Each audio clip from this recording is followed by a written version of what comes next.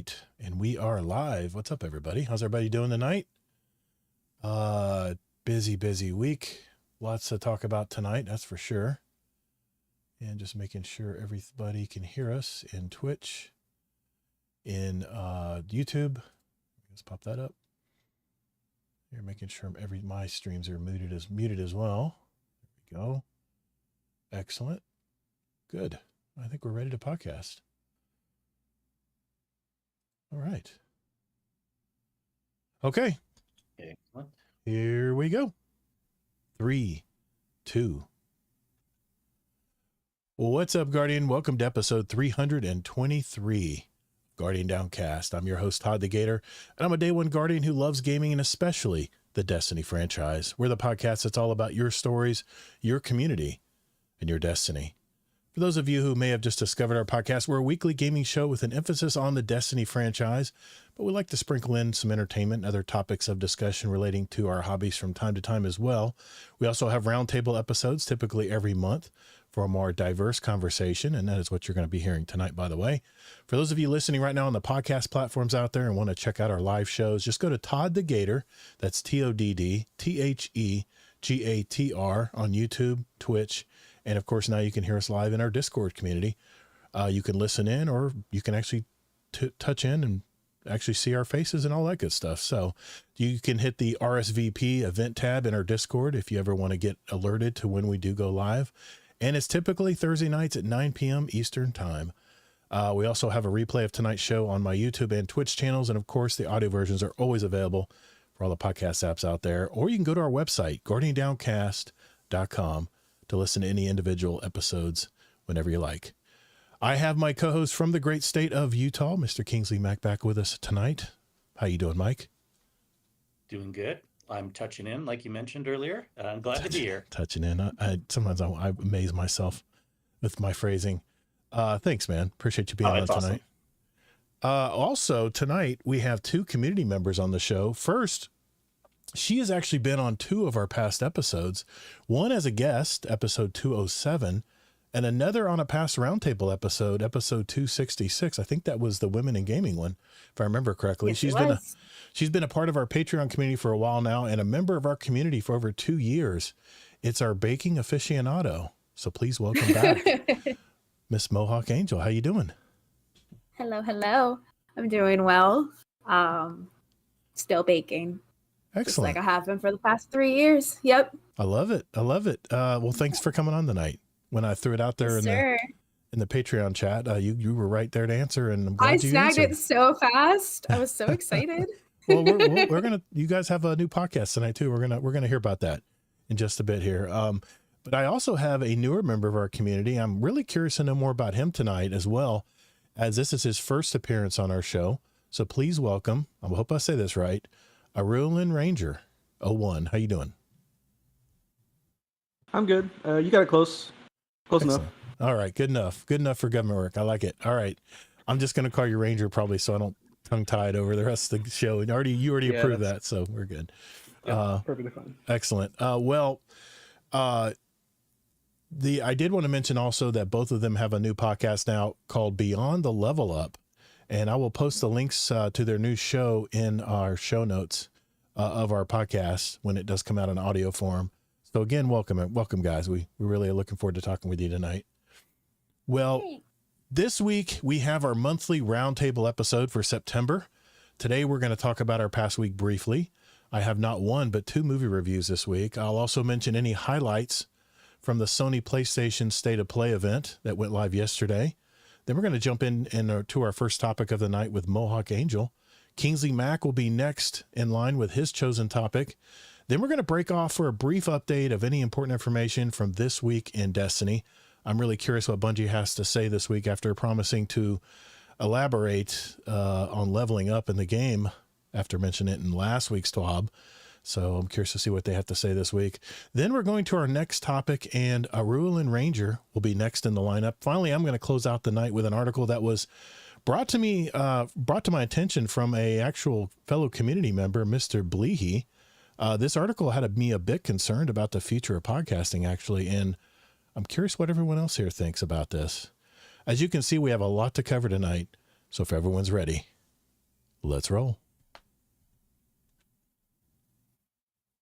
Well, before we get into our topics tonight, guys, I just want to go around the horn here and kind of catch up, see what everybody's been up to. I want to start with you, Mohawk. It's been a while since we've had you on the show. Catch us up. What you been doing in your life lately? Man. I'm still at the bakery. Excellent. I mentioned that earlier.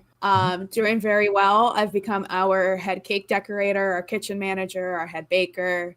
I kind of at this point, I'm also like a partial admin assistant because we did lose our admin assistant roughly 2 years ago. Okay. So it's, as of right now, though, it is the owner and myself currently baking everything. It's definitely stressful. This week in particular, I'm working, by the time our event is over on Saturday, it'll be about 50 hours. Oh, wow. If not a little bit more than that. So definitely a rough week. Not all weeks are like that, thankfully. So yeah, right now it's the owner and myself doing all the baking. We have one girl who comes in the morning to help us with dishes, and then we have a 3-hour break, and then we get someone else who does the dishes from that time to close. Okay.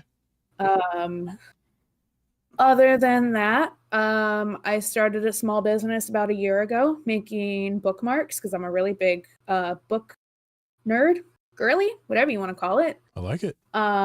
Yeah, so I make these like jewelry chain style bookmarks that I've been doing decently well. Okay. And I play a lot of Marvel Rivals and Phasmophobia. Those are like the two games that I've kind of been into lately. I am going to do Elmer Fudd's Fortnite tournament this upcoming weekend. Awesome. Yeah. But yeah, not much new with me otherwise.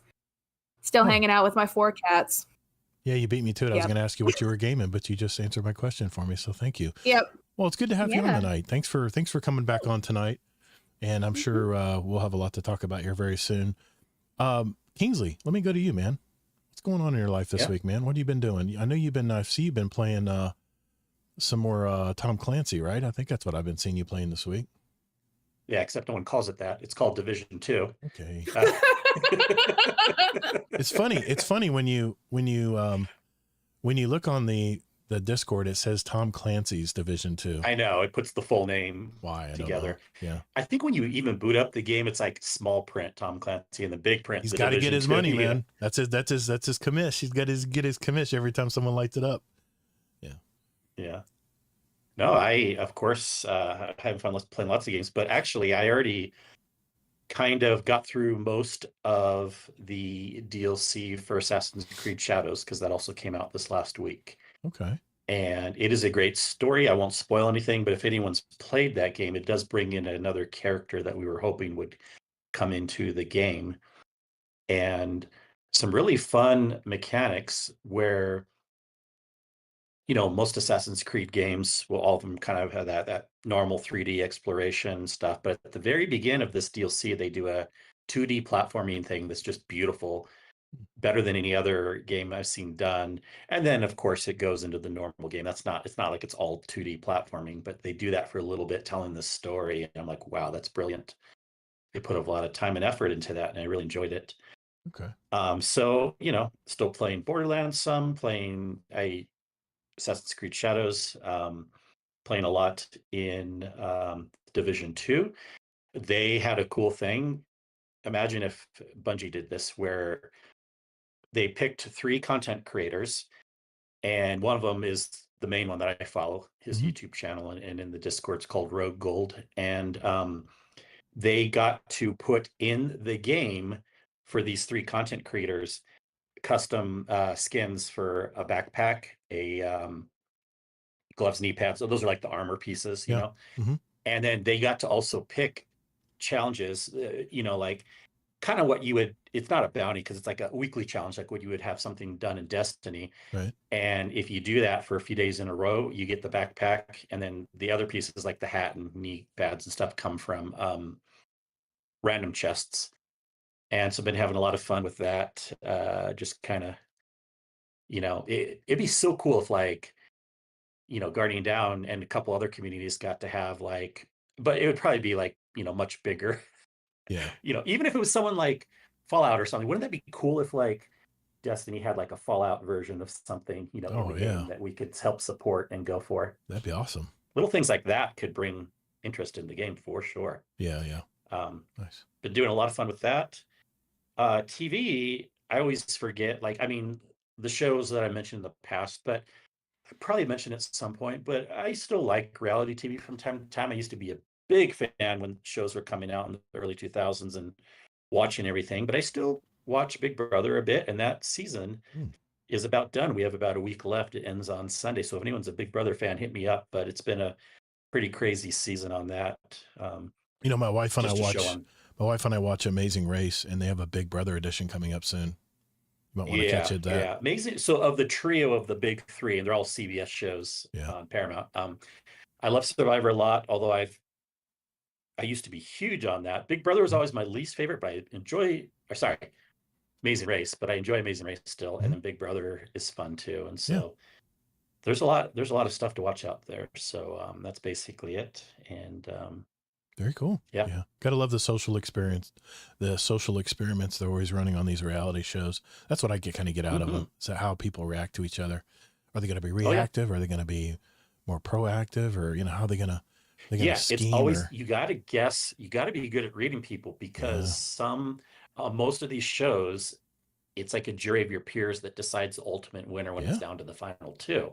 So you got to know, is the people that are in the jury, are they going to award based on merit, which traditionally it should be, or are they going to be vindictive and not give you, even if you did really good in the game, but they don't like you because you voted them out or something, then so that's what you got to juggle and figure out how people are going to. Not only how you won the, not only that you won or towards the end of the game, but how you played it.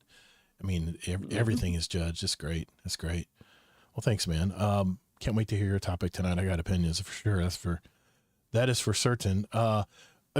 Since our Lewin Ranger, since you're our first, your first time on our show tonight, I just want to get to know you a little bit more here.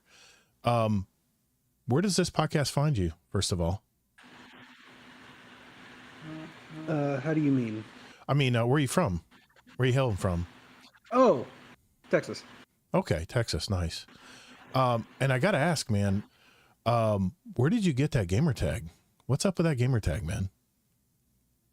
So, probably around 13, 14 years old, I found this book series. And the author originally wrote this series to essentially tell his kids bedtime stories. Okay. Right? Yeah. He was making up bedtime stories for his kids, and he started writing them down, and eventually he published them. Oh. But it's called the Ranger's Apprentice book series. Okay. And the first part, Araluen, is the name of the land that they come from, the country. And then they have a Ranger Corps, and the Rangers essentially, they're like the Secret Service, right? And there's one in each quote-unquote state. And so I'm a Araluen Ranger, and then I wanted to be number one, so I'm 01. Araluen. I'll try to get that right tonight. Calvin. I still think it's Zoralis. Zoralius. It's okay. Zoralis with Miss and Z stories. Oh my God. Don't feel bad. As his co-host, I still can't get it. Still can't get it? Nope. Yeah, and I've been on BBL probably 5 or 6 times, and none of those guys can get it right either. So. I imagine Coderson has a problem. Yeah. Coderson probably. I could see him trying to figure out, Berlin. Yeah. Coderson cracks me up. I like him. He's a cool dude. Poor Cody. I like Coderson. Let me ask you this, just some signature questions here. What do you do other than gaming? What other hobbies do you have? So I like to read. I'm trying to get back into working out. I like spending time with my family, my girlfriend and our kid. So I kind of steal their hobbies. Oh, that's fun. Just because that's just what they like to do, and I like to sit there with them. So my boy, he likes doing puzzles. Okay. So he has an entire the cabinet is roughly this tall. Right. And at least that much of it is all puzzles. Okay.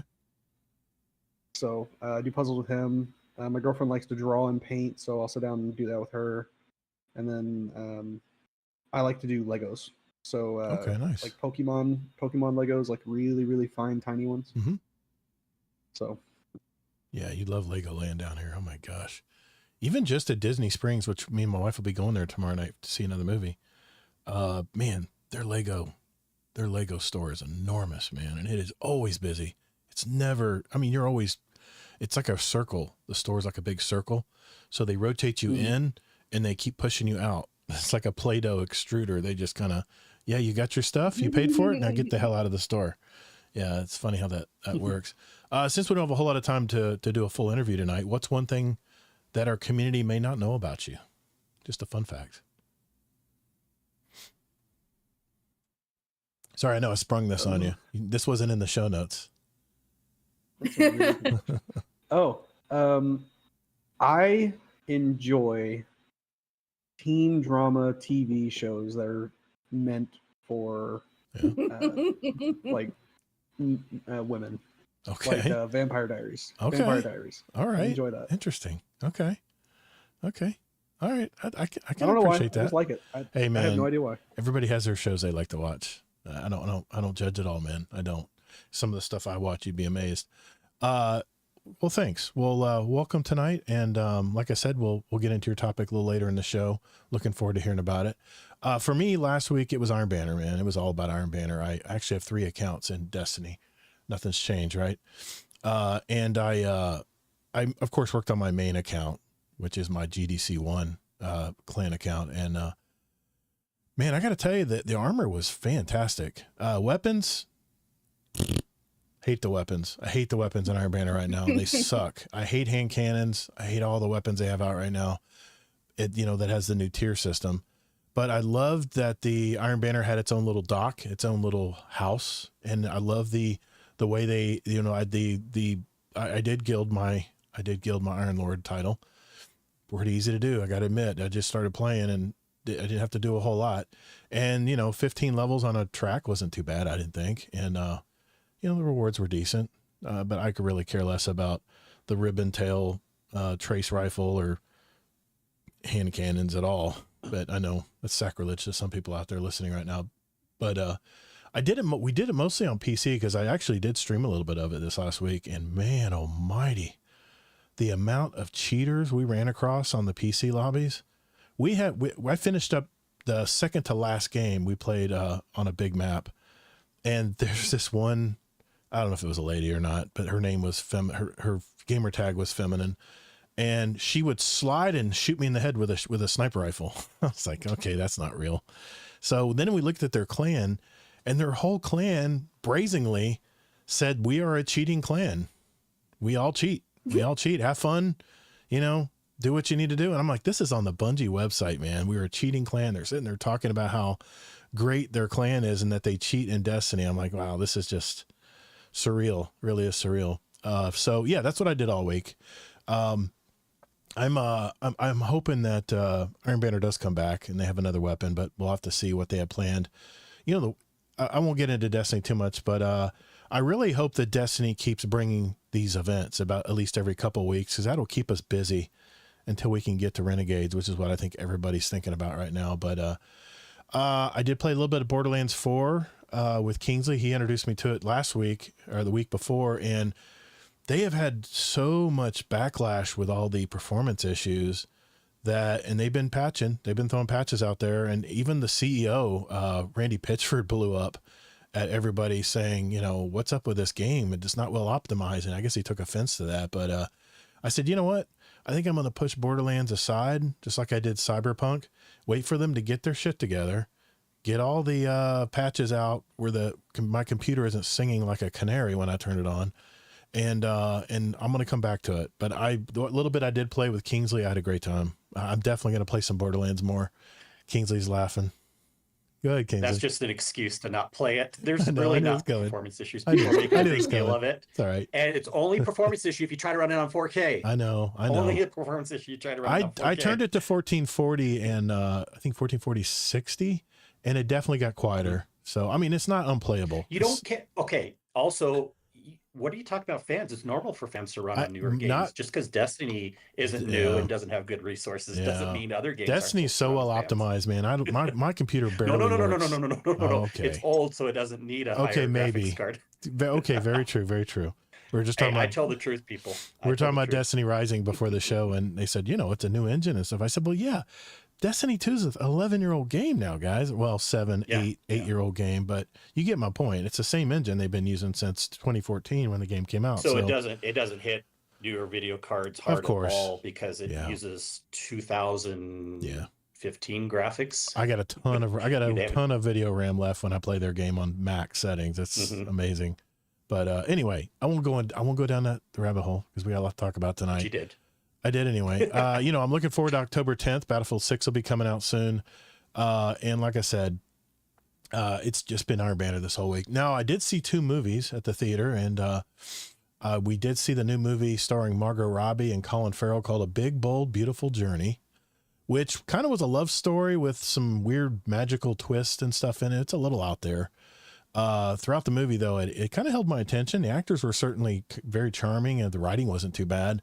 It had that classic ending, though, which was a little disappointing. Because I'm always looking for a movie to throw me a curveball at the end. I'm like, oh, mic drop, But this one was the ending was very trite, very overused. But it was still a good movie for me. The Rotten Tomatoes didn't like it too much, but I give it 3.5 stars. It was a good movie. If it comes out on streaming, it's worth a watch, especially if you're looking for the beautiful Margot Robbie, and the other guy, Colin.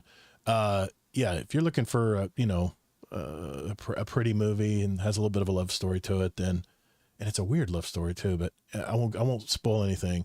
The second movie we just saw last night called Him. This is about a kid that's obsessed with football. And more importantly, his idol quarterback, he grows up and becomes his replacement. And man, does it get wacky from there. Even though the movie went a bit off the rails at the end, the art style and imagery of this movie, some of the best I've ever seen. The camera shots were very well done. Well worth the watch, especially on the big screen. We saw it in the IMAX theater, but beware, it does get bloody throughout the movie. I give this one 3.5 stars, mainly because of the off the rails stuff. It got a little out there. And this is from the guy who wrote Candyman. I don't know if anybody ever saw Candyman, that horror movie a long time ago, but it's from Jordan Peele's studio, Monkey Paw. But it's not a Jordan Peele movie. I thought it was. It's not. It's someone else wrote the movie and directed it. It wasn't Jordan Peele, but it was under his publishing house. But I still think it's worth a watch. I give it, like I said, 3.5 stars. I thought it was good, even though the Rotten Tomatoes critics only gave it 36%, and the audience only gave it 58%. And I think the film was just kind of misunderstood towards the second half. And if you, it's the kind of thing you're either going to get it or you're going to miss the mark, and that'll decide how you like it or not. But it was very symbolic of the NFL right now, if that gives you a clue. So if you see it and you like it or you hate it, let me know in the Discord. Let me know what's going on there. I am going to see One Battle After Another tomorrow night. It has very high ratings, 98% certified fresh from Rotten Tomatoes. Ton of people in it. It's got Sean Penn. It's got Leonardo DiCaprio in it, and a bunch of other stars. So I'm looking forward to at least seeing what that's about. And according to Sean Penn, he says when he first read the script on one of the Tonight shows, he says, I don't even want to spoil it because I want to make sure that you guys are surprised as much as I was when I first saw the script. So I'm like, okay, that's a good sell for me. So we're going to go see that tomorrow night. I did want to mention PlayStation had their State of Play last night. And I don't know if you guys saw it or not, but I want to at least touch on it. I thought it had some high points in it, but a lot of stuff that I'm never going to play. But they did start off with a new game that's coming out in 2026 called Soros. It's kind of a space third-person shooter. And then they finished the show with one Wolverine Behind the Claws, which looked really good as well. But all these games aren't coming out until at least 2026. So, but they did talk about these new wireless speakers that they're making for the PS5s. And you can use it for like anything. It's a wireless speaker. It's Bluetooth. But I'm really probably going to pull the trigger and ask for that for Christmas because it's not coming out until December.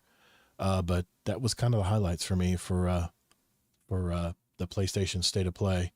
A lot of the games in there, I know they're I know a lot of my Dynasty Warriors 3 games getting remastered, which is kind of cool. That brings me a lot of good old vibes from playing the tons of hours of that game. But those games I played, I don't really need to play them again. So, but anyway, that's me this week. Thanks for sharing, everybody. But I think it's time to move on to our first topic. We're going to do that when we return. All right, let us get into it here. Mohawk, you all set?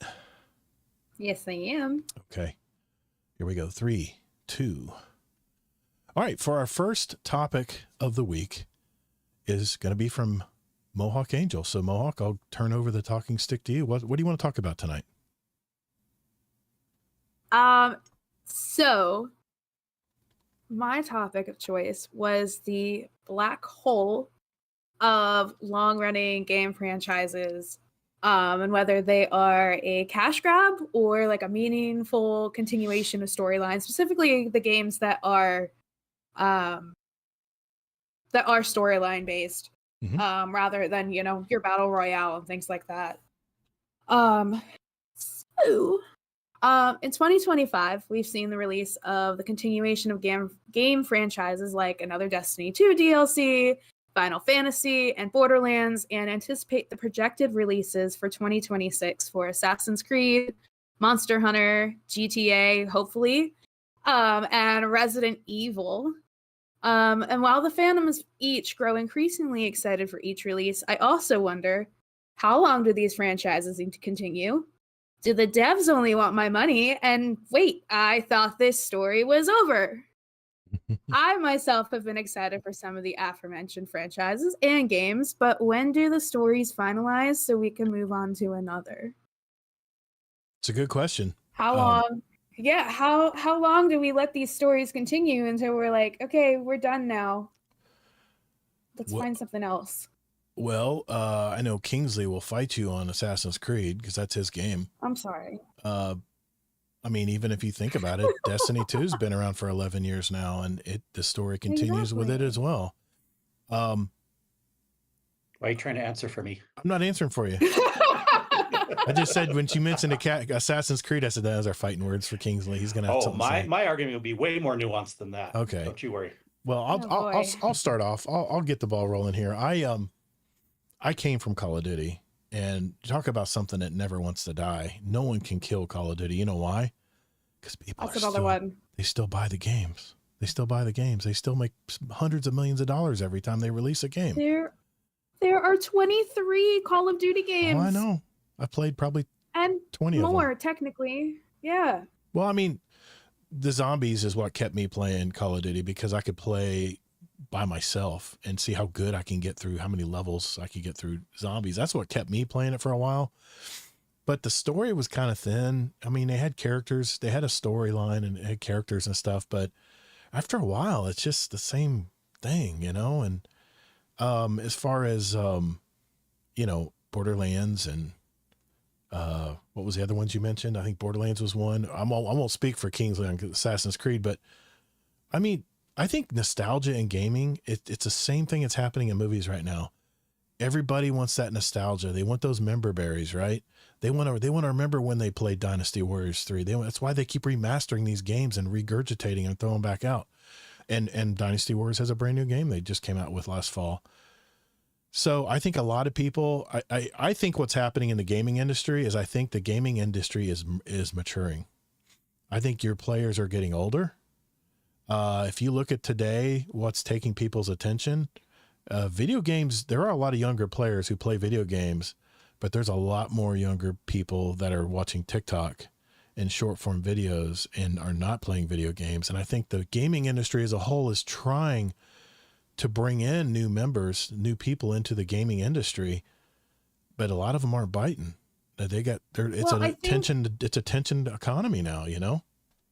I think a lot of these younger players also aren't playing the games that we kind of grew up on. Like, yeah, we did grow up on Call of Duty and I guess GTA even. Oh yeah. And Final Fantasy has 17 games, or is going to have 17 games by the end of next year, or 2027.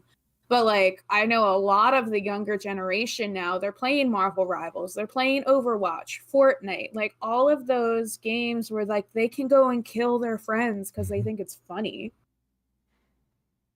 Yeah. I mean, a lot of these games have made it a social game. That's what Destiny did. They made it where you play with your friends. That's what, I mean, those memories are what keeps people coming back to play the same game. It keeps them in that gaming universe, you know? I mean, we have more people are playing games for longer hours now, but the statistics have proven it out to even the investors out there. There's fewer gamers. They're just playing longer, and people are definitely attached to their favorite communities. And it's very hard to shake someone from, like, say, a Destiny 2 to go play a Borderlands game or a new game that's coming out like that Saris that I mentioned earlier. I mean, it looked cool and everything, but am I actually going to sit down and play it? Kingsley knows that answer. Probably going to be no. I'm probably going to play a game because I'll probably be playing something Renegades and stuff by then, or whatever comes in 2026 after Renegades. People get comfortable in their communities and in their gaming spheres, if there's such a word. And it's really hard for developers to market to those people and break them out from their habits, their gaming habits. But I don't want to dominate this topic. What do you two think, Kingsley or Arlen? Either way, I'll go. Okay. Yeah, this is not about Assassin's Creed at all. This is about bigger picture. I love the topic that you bring up. And in my opinion, I want to start off with cash grab does not have to equal a bad product per se, or a product that should stop. So to me, I kind of ignore the thing about cash grab. I just judge it on if it's fun or not. I think it's perfectly okay to have repetitive games because people enjoy these things, and a lot of times they work out well. Now, obviously, if you have a repetitive product where it's not doing good on one of these repetitions, maybe two, because one could be an outlier.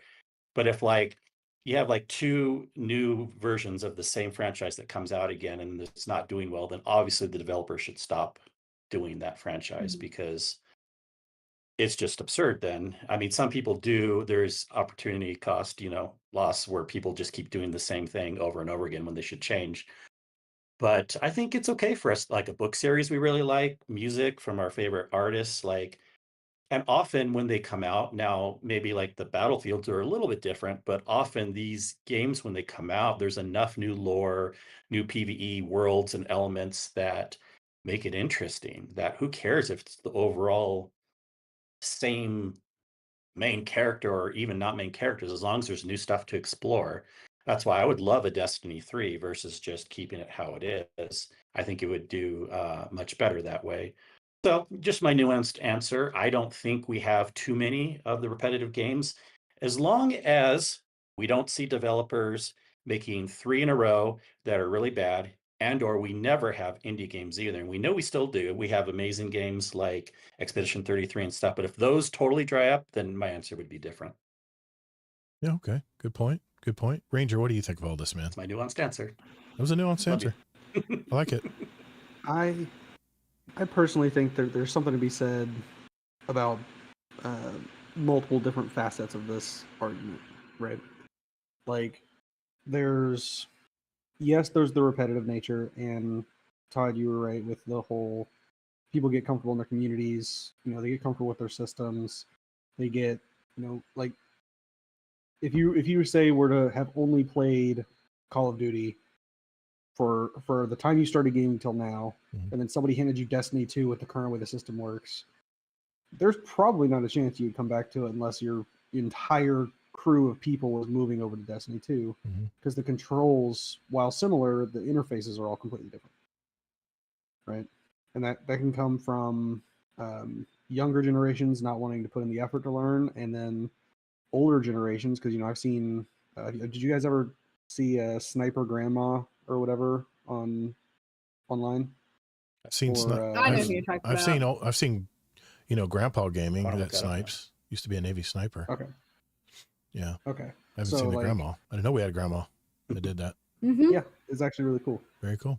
But like, you have the top end generation and the bottom end generation with differing issues. The top end being like, well, do I really want to take the time to work with this system and try to relearn something, Right. or do I just play the thing that I've been playing? Right. I so get that. So I think that's part of it too. And then with what Kingsley was saying, the not too many, and then the multiples of bad, right? I can agree with there's not too terribly many. It's just they're the major titles, right? They're the ones that everybody knows because they've been around forever, and there's probably like 15 of them, maybe. Right. I don't know, Angel, if you have more research on that. Like how many different super repeat offenders we have versus like Destiny 2, which is technically one title, just years and years and years of content. And then like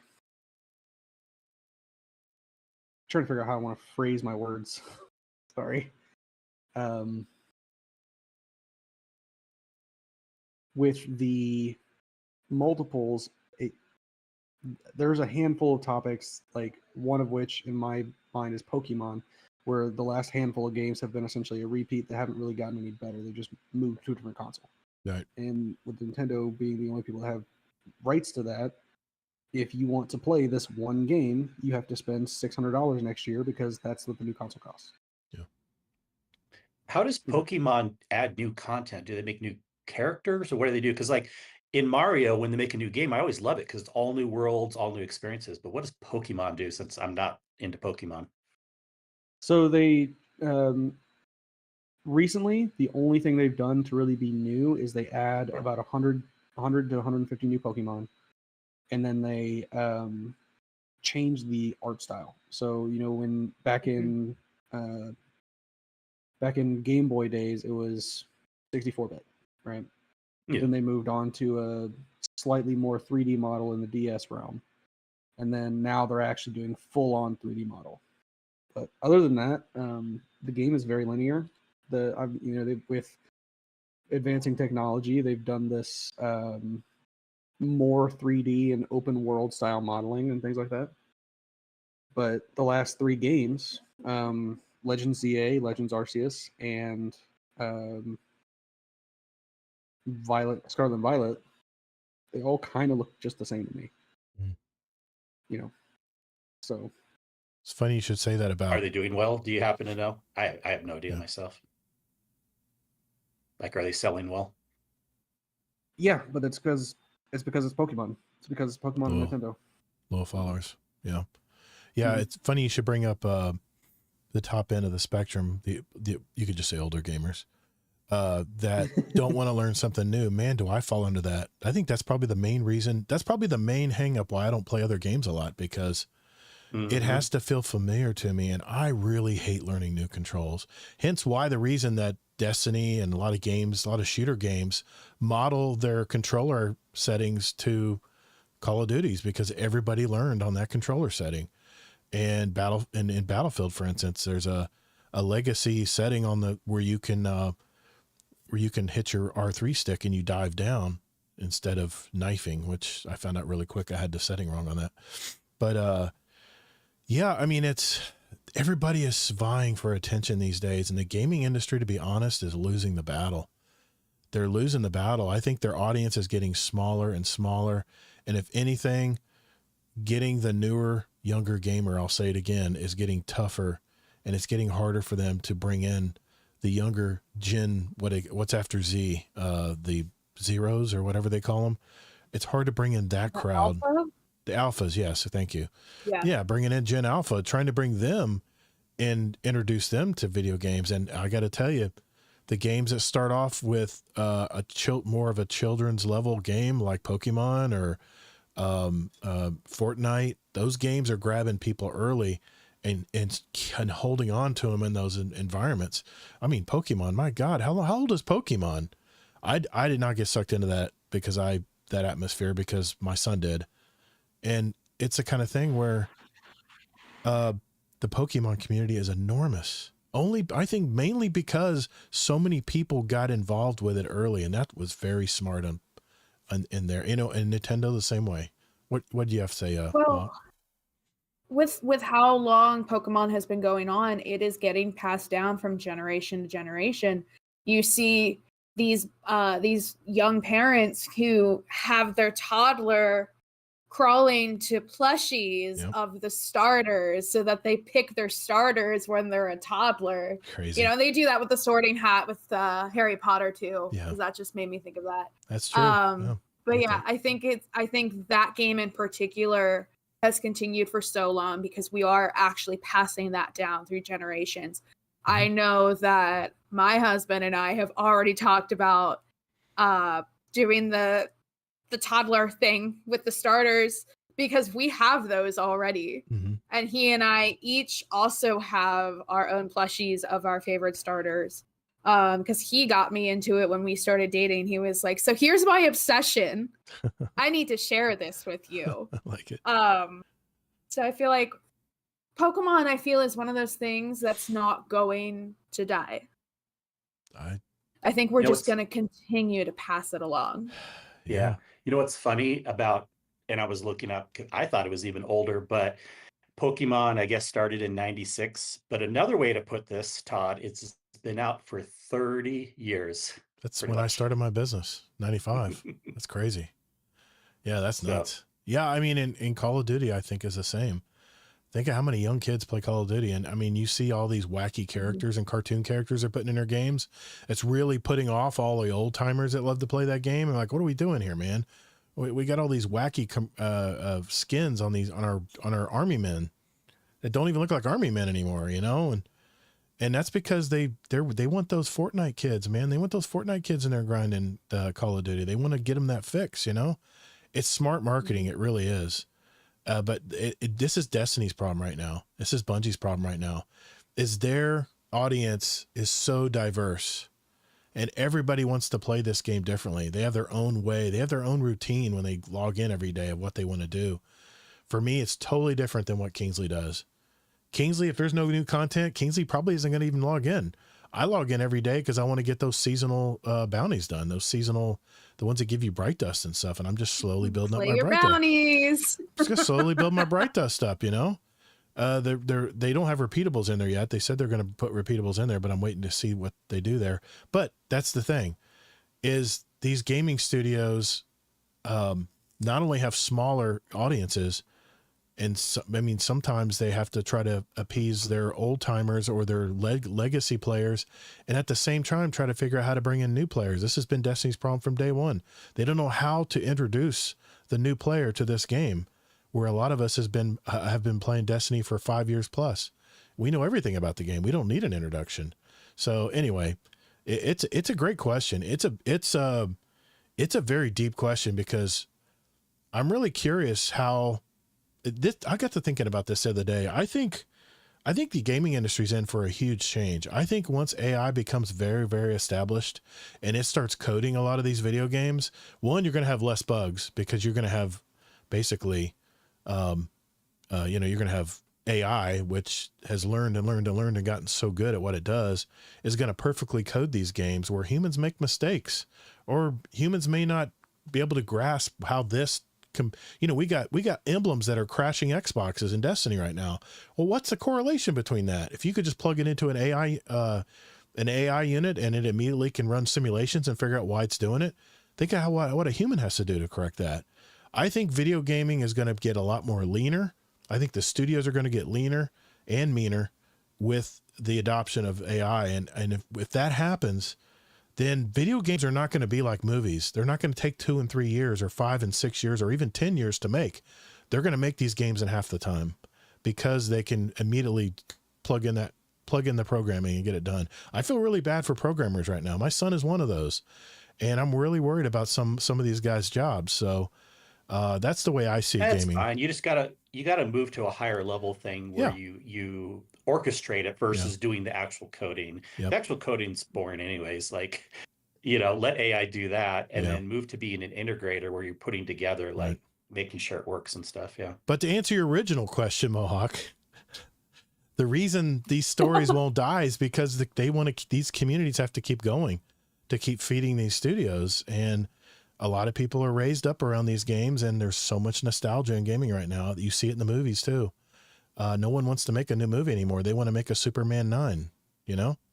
That's what sells. I mean, it's sad but true, but that's what plants butts in the theater. We should look at the ratio. There's a lot of good original movies that there are some out there. And A24, I always champion A24 because they always release the movie off the beaten path. That's what I love about A24. They take a lot of independent movies and they really produce them and get them out there and distributed. And I feel like of all the movies you reviewed over the last year, I'd say about half are interesting ones and half are repeats. Yeah. Exactly. It's a good mix. So good question. You have anything you wanted to add, Mohawk, before we move on? You guys would be mad to know that I put Destiny under my my cash grab category. It is what it is.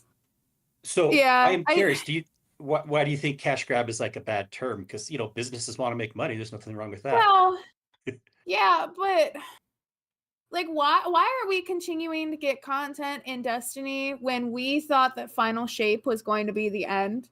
After we've defeated the Witness, why are we continuing?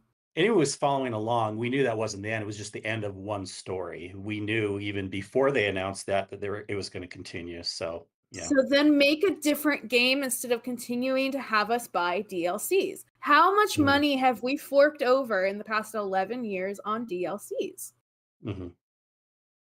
Well, I mean, any game that wants to get money per year is going to make more money than gets money every 5 years. Yeah. Yeah. Yep.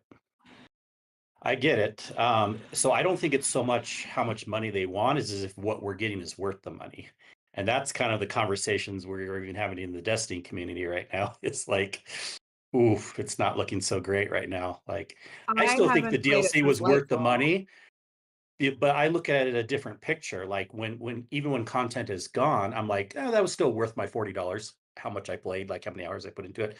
But a lot of people, they're used to the old school Destiny where it's like, you know, you're playing for days and days and days, and they're like, well, now my $40 went for like half a year to a year, and I got all this stuff. And so when you're looking at it from that angle, it's definitely getting worse. Yeah. So.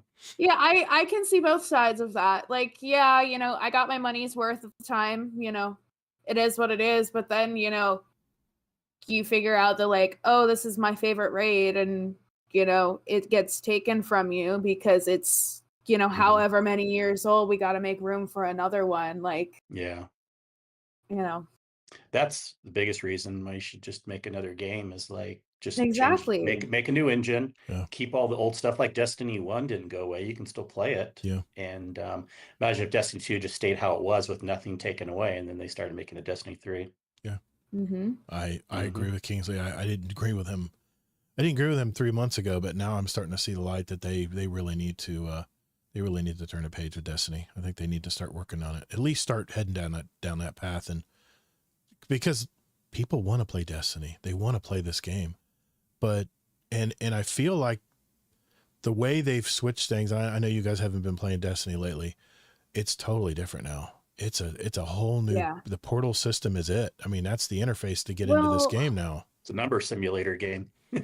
Well, and I'd be lying if I said that was the reason why I haven't returned. I have not played since, early 2023, probably midway through 2023, because everything switched over to something new, and you're like, I just spent however long trying to learn this game that I loved. I absolutely loved it. King's Fall was my absolute favorite raid. And then it's like, oh, you've got a new system you got to go learn. Sorry. Like, I'm sorry. I don't want to go do that. I like sticking with my comfort games.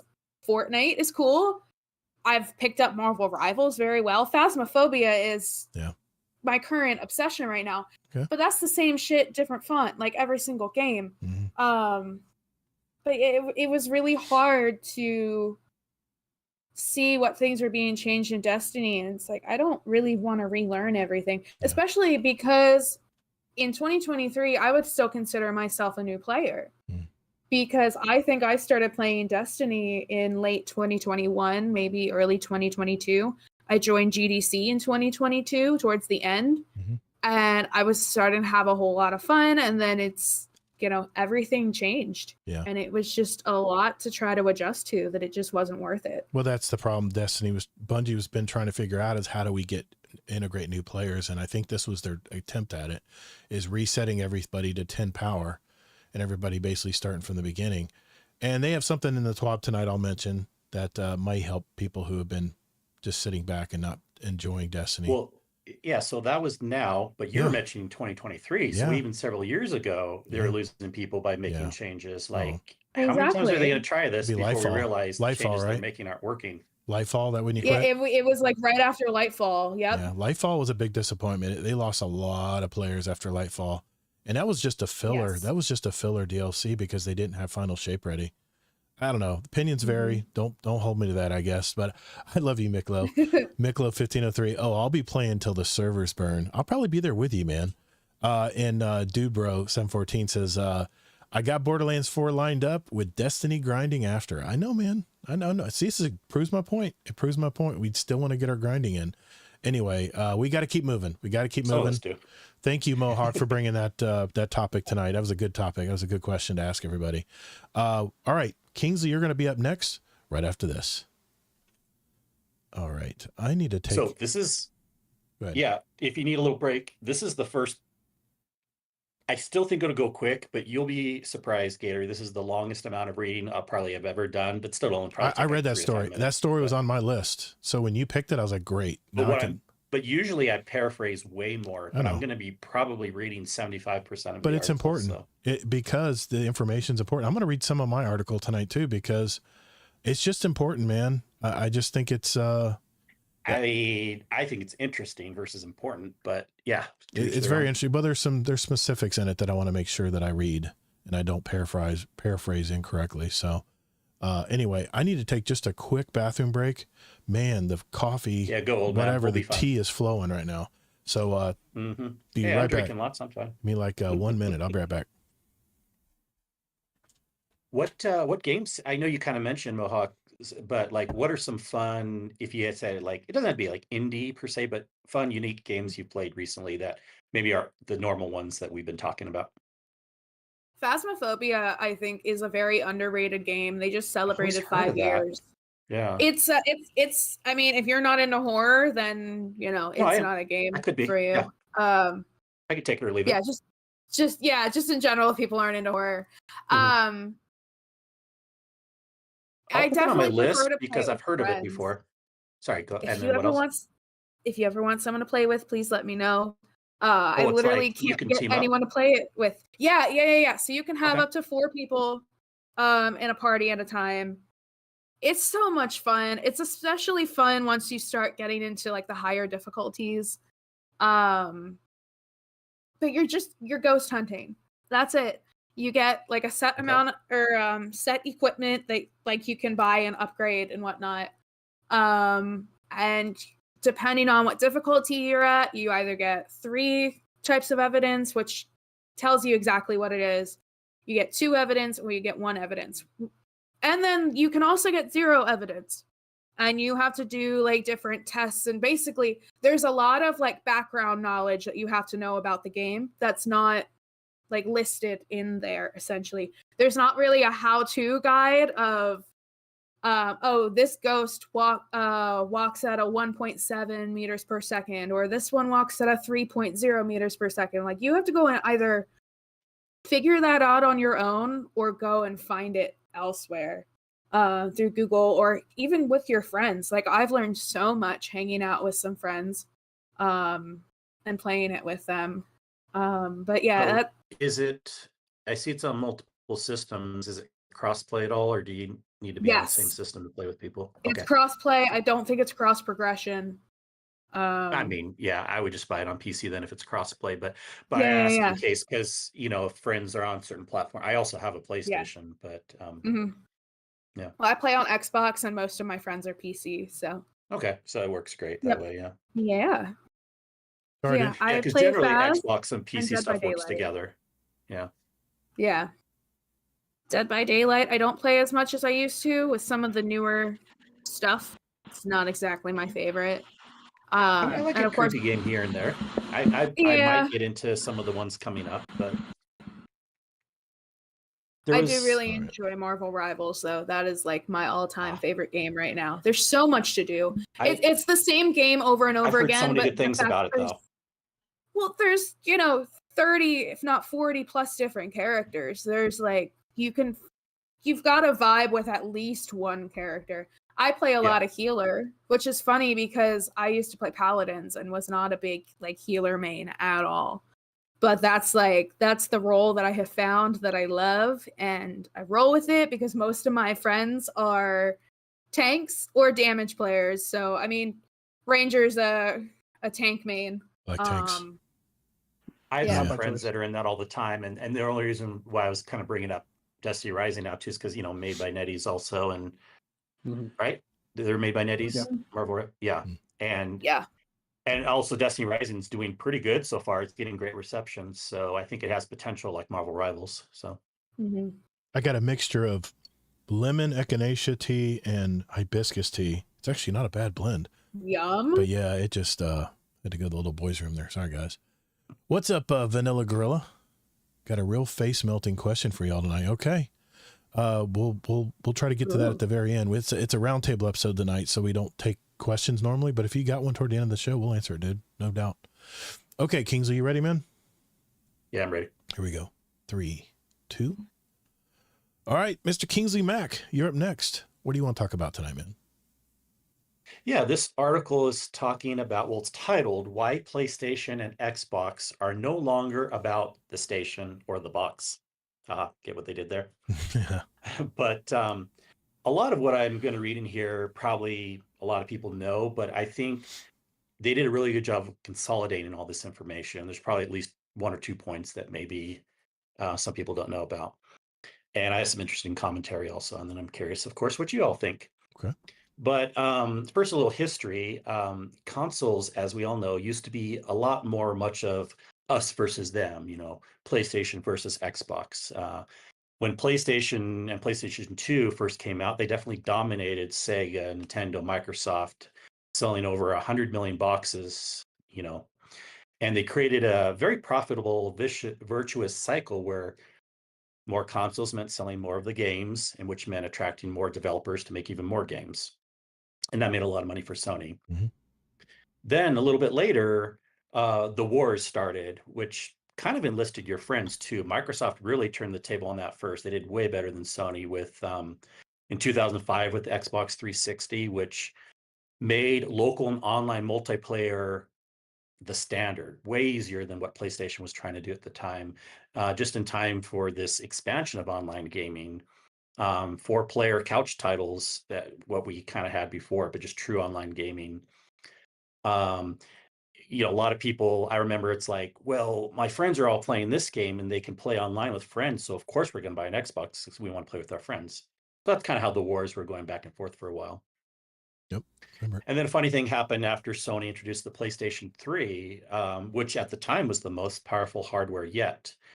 But it angered devs because it was known that Sony's exotic cell architecture was so unique. It wasn't a standard that they were doing. It was really hard to make games for it, even though it was technically a superior platform. It was just really hard to do. A lot of, for example, there's a famous saying by Valve co-founder that said it called it a waste of everybody's time, how hard it was to develop for them. So by that point, no game console manufacturer wanted to risk repeating the same mistakes of like, okay, the fight of having better hardware, but it might be hard to develop for, or not having the co-op is good. So by 2012, both Sony and Microsoft had smartly, in my opinion, chosen AMD x86 chips for their next hardware. Couple reasons. They're both set on a standard, and also AMD is typically way cheaper than NVIDIA for doing stuff. And so for consoles, it made a lot of sense, so they could keep their costs low. But it really started giving them this same similar infrastructure and architecture as Windows PCs, even though they weren't technically PCs yet. And both Sony and Microsoft never looked back. They combined with the rise of pre-made multi-platform game engines like Unreal and Unity.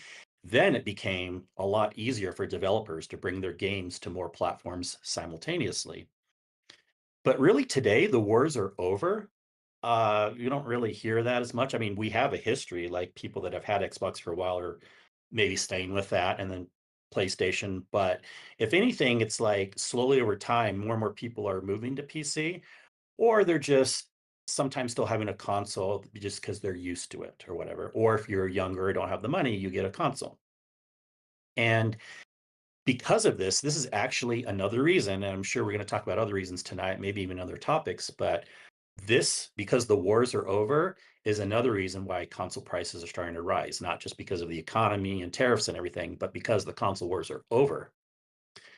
Because now it's not so much about competing about what console you'll get, other than Nintendo, but that's just the stepchild off to the side. I mean, of course, they're still, I'm mostly just talking about Xbox and PlayStation tonight.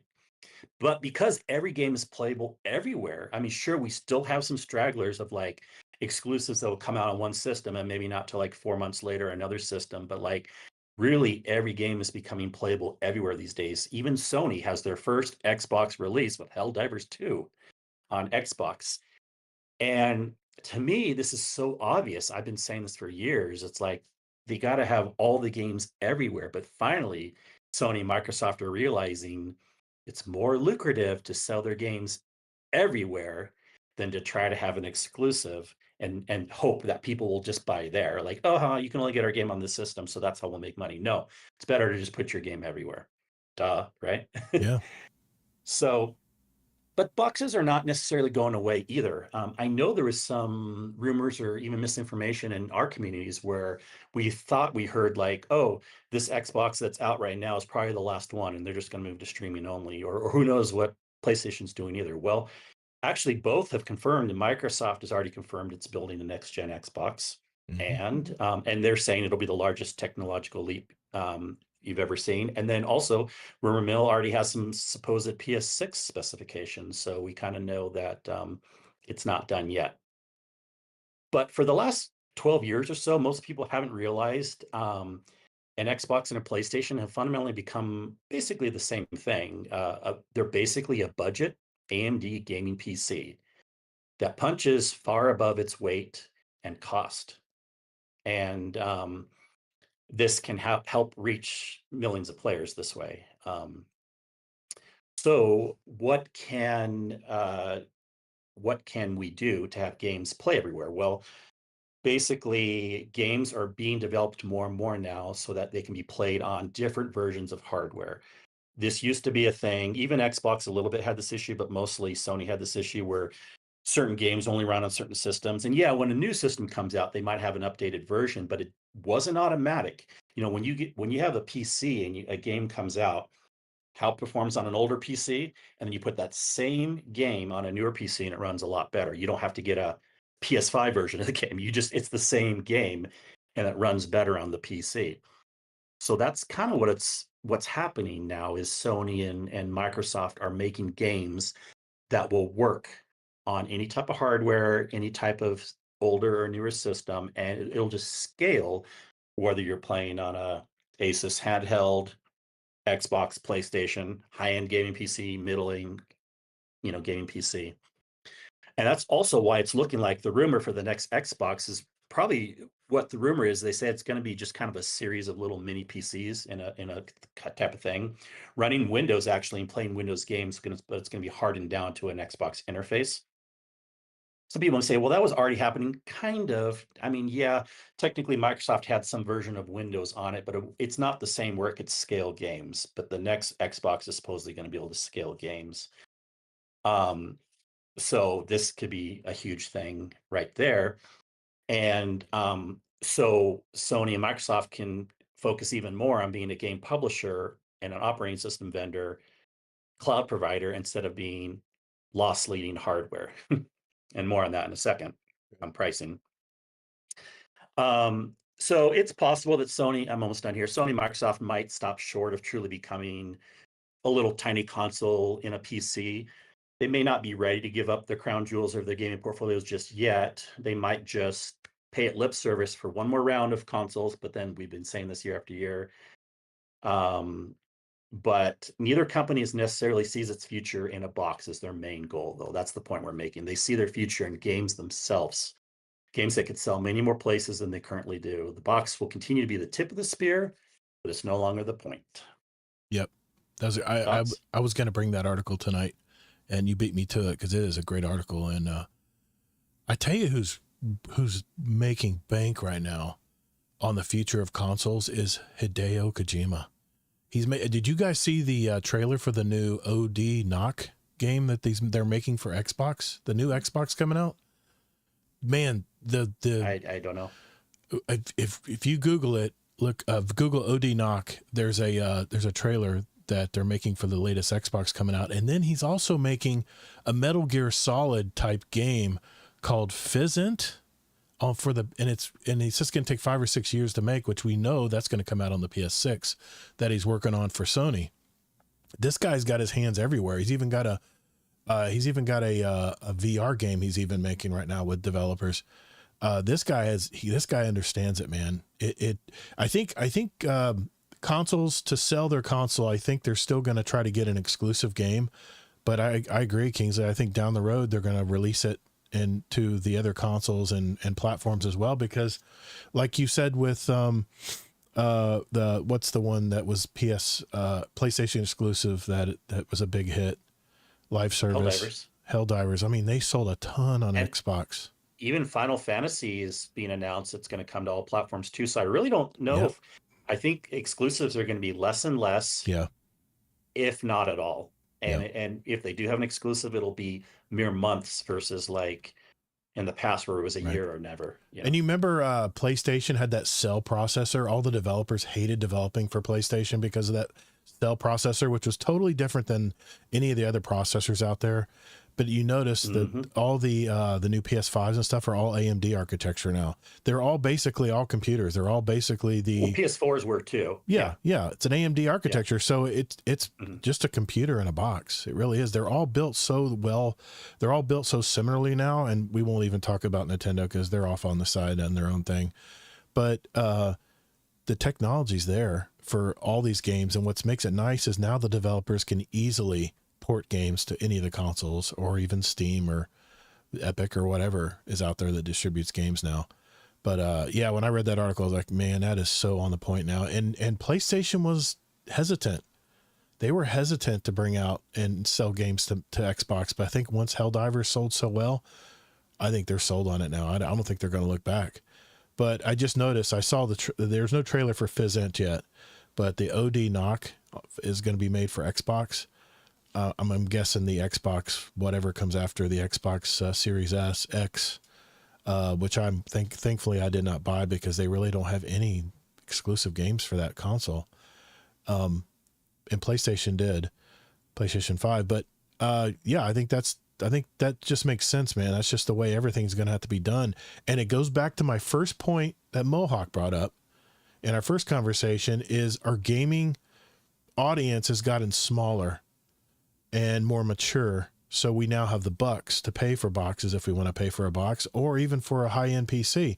So I think there again, they have to do what they have to. I think Sony's looked at the industry and sees what's coming. I think they're just adapting to the times, which even though they were late to the party, I think they finally realized that money's money. They don't care where it comes from, right? Xbox adopted this a long time ago. They want to be a publisher, not a hardware producer, even though they are still going to make those boxes. But they've had exclusives even recently too, like Indiana Jones and stuff, but it's only been like 4 months before that came to PlayStation. It's, and I mean, I can get it because I have Xbox Game Pass for PC. I can get any of the Xbox games right there. I'm paying my subscription. Not any of them, not all of them are on the PC actually. Oh, okay. Console, Xbox, limited. And PC. Xbox is a little different, but generally you're correct. Yeah. I got you. Mohawk, Ranger, you guys have any comments on this? You can speak up whenever. Yeah. I 100% agree with that article. I think that what we're going to find as consumers is that on the console side, you're going to start seeing a standardized 4 or 5 month turnaround for games, right? Because like you said, they still need to make their buck and guarantee people are going to buy their game on their console and not just, oh, well, Right. I play Xbox and I've never owned a PlayStation, so I'm going to go play this game on Xbox because it was released the same day. They have to have a reason for people to want to enjoy it on their console versus just, oh, well, you have this, so you'll get it same day. So I think that's probably going to end up being a standard, is a quarter to half a year profit margin for the first round of sales, and then you up the ante with the second round of sales, moving into that second console. Right. Then you up and progress even further. At that point, you can then up the ante again, put it all on PC. So now you have 3 rounds of sales, and that kind of chases that hopefulness, I think, for the older gaming crowd or the younger gaming crowd, whoever wants to see fewer of what Angel was talking about with the repeats. Right. I think it opens that realm up to that, because like, oh, well, you're all going to get it in different stages based on who your primary platform is. But because we're having a higher income, because we're getting 3 rounds of market sales, right, we're going to be able to produce better games and different games and more games. And so I think what you're talking about with the smaller size of the crowd, right? The gamers are actually shrinking in size. It's also a way to combat that too, right? We don't have as many of you, so we got to get multiple rounds of sales through, get everybody to purchase our game at least once. Yeah. That, to be able to continue to have video games in the future that, cost less than $100 for the base game. I got you. Mohawk? What do you think? This is semi-related and semi-not. I've definitely seen amongst our communities, I've seen an increase in people swapping from console to PC. Just because PC has better specs, you can choose whether you want to use a controller or a keyboard. Like, I would love to learn how to use a keyboard, but I have an Xbox. And if you try to use a keyboard on an Xbox game and you get reported, game over. Because I would love to play keyboard on Rivals. I think my aim would be so much better if I could do that. But right now, a PC is just not in the cards for me. But yeah, as Kingsley said, consoles are an affordable way for, people to play video games. And I think hopefully they continue to be that. But I also, I don't love the whole thing where, like, yeah, you do have to, like, keep buying the next edition of these games if you want to play them with every console you buy. Yeah. And that was kind of my bonus point, the money thing. The one main downside with this is, since they're more focused on the games and not the consoles, we've already been seeing this. Some prices have been rising. They don't want to sell them at a loss anymore. I think a lot of people don't realize that Xbox and PlayStations should cost more. They're selling them at a loss. They're not selling them at cost or a profit.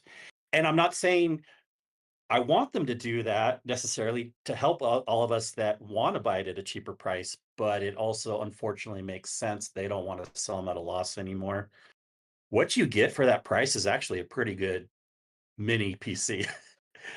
So if they start selling them for more actual cost, or God forbid a profit, it will push even more people to getting a PC because it gets closer to that line. But then it sucks for the people that don't have the money either way. So that's the main downside of this, is prices rising. And just curious what you guys all think about that. But you're always going to have us old farts that love to use controller, even though a lot of games are controller compatible now on PC, that are going to want their box. And we have the disposable income now, and we'll pay the $500 for a console, even though a few $100 more, I could probably get a mid-level PC that'll run the game too. But all the games work with controller on PC. I know. But so that's not the argument. I Steam controller's pretty good with controllers, with my PS5 controller. It's good enough. Perfect. It's good enough, but it's funny, a lot of times it won't recognize my PS5 controller, and I'll have to use the Xbox settings when I'm looking at the buttons, and is that an X or a what? That's because it's an Xbox game. It wouldn't recognize a PS. In fact, it's better on PC because you can actually tell it to recognize a PS controller, so you don't have to buy an Xbox. You could probably help me with a little technical expertise, because it frustrates me. And controllers work better on PCs than consoles. Sorry, console people, but it is the truth. They have less input lag, and they can do some pretty cool things. Okay. I get better aim in Destiny on PC than I do on controller. Well, I mean, the recoil, if you're using a controller on the PC game, your controller feels better in your hand because there's less recoil. There's certain physics to the game when you're playing it on PC version versus the console version. Yeah, totally agree with you there. That is true. Destiny builds in some things too, but even if they didn't, controllers work really good on PC. Yeah. I hear you. Anybody any other comments? Kind of ties into that first one, doesn't it? Ties into the first story a little bit. Thanks, Kingsley. That was one I was on my knockout list to bring to a future roundtable episode. So thanks for bringing that to our attention tonight, man. All right. It is time that we take our small break here. We need to touch base with what's going on at Bungie. So that means it's time for This Week in Destiny. I noticed your child was a little upset.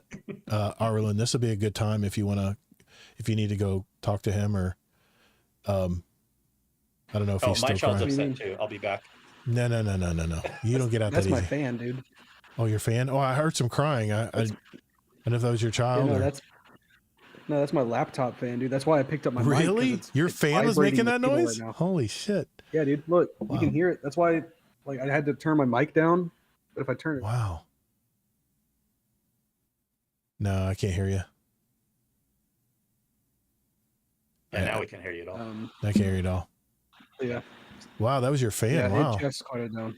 Yeah. Yeah. So I had to. But we heard a different noise, not the noise we're hearing right now. No, we heard like somebody was crying. Like, that wasn't one of your cats. I heard it. Was that one of your cats, Mohawk? I mean, is your cat okay? No. Okay. No, they're fine. Okay. No, that was definitely a little one. Yeah, it sounded like a little one. I don't know if you said you had a monitor. Vocalizes. Oh, okay. I got you. No worries. That's this was a good. This is a good time if you need to take a break, because I know you guys don't play Destiny. So, all right, let's get into it. I'm going to share screen here a little bit too, because it's not a super long TWAB this week, but yeah, if you guys need to take a break, it'd be probably about 15 minutes here, guys, just so you know. Okay. Yeah, I'm going to do a screen share on this one because we want to get into this here. Boom. There we go. Okay, here we go. 3, 2. All right, This Week in Destiny for September 25th, 2025. This Week in Destiny, we're 2 days away from the epic version of the Desert Perpetual Raid. We're confident your team is ready, that you have some pretty good builds for different situations, and if you're aiming to be part of the world's first race, that you have checked the race's requirements. All the information on this Infinite is found below with our other topics for today. And we're not going to get into anything in the Epic Raid. I'm just going to tell you what time it's going to be on, because they've repeated all this information already. The entry requirements, they do have a list of banned gear. So make sure you check that out if you're planning on running the Epic Desert Perpetual Raid. There's some banned stuff there you need to look at. There's a really cool emblem if you do complete it in the 48-hour contest mode, and also one if you complete it anytime in the normal mode in Epic version of it. And of course, they're going to have the belt again. And if you want to follow the race live, the Bungie pre-show is going to be at 6:45 a.m. Pacific. And this is on the 27th, I believe, which is a Saturday, right? Why do they not have the 27th? Where's the date? They have it. 27th. Okay, I'm just we've said it. We've said it for a million times. Yeah, and if you watch for an hour, you can get this beautiful emblem as well, the gnarled tendrils. I'm gonna watch it for an hour at least, just to see what's going on. The rules and everything are all listed there as well. They have a new. If you're worried about people stream sniping you or getting information from you, they have a new overlay. There's a link in there to go to that as well, and nice little ring they have for completing the epic raid. Got some stones in it and everything. It's pretty nice. Bringing back the raid night. This was the important part I wanted to mention here. All right, we have some more raid news.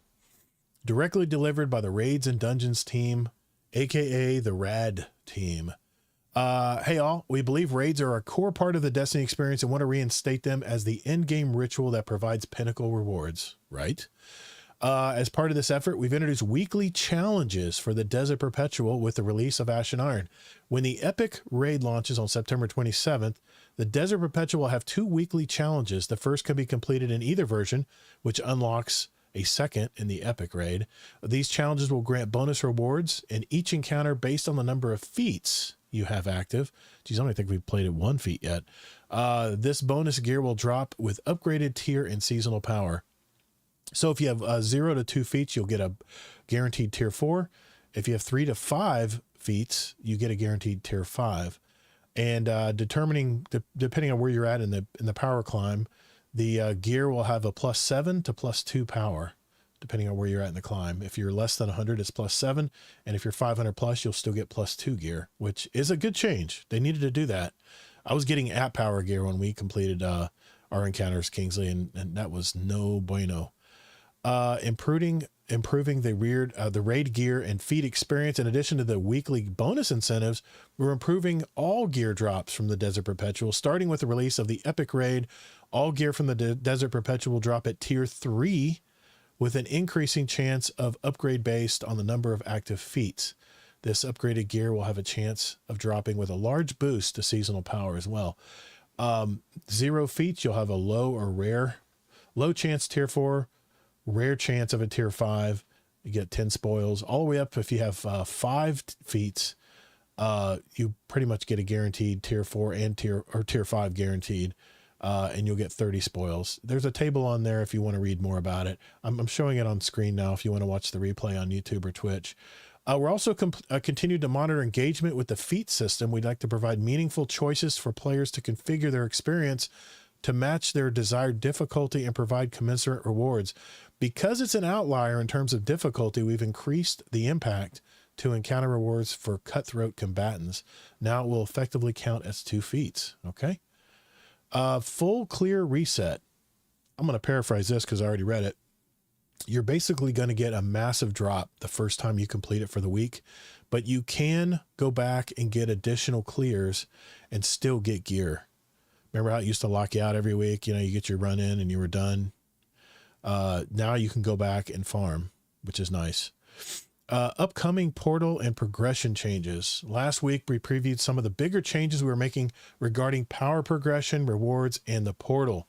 Today, we are ready to share an update on those changes, along with more details on what you can expect in coming updates. So they're speeding up the power climb, which, okay, we're speeding up the power climb across the board on update 9.5.1, which launches on October 14th. So we're 2 weeks from this reset coming up to even seeing any of this. So keep that in mind. It's not going to be next week.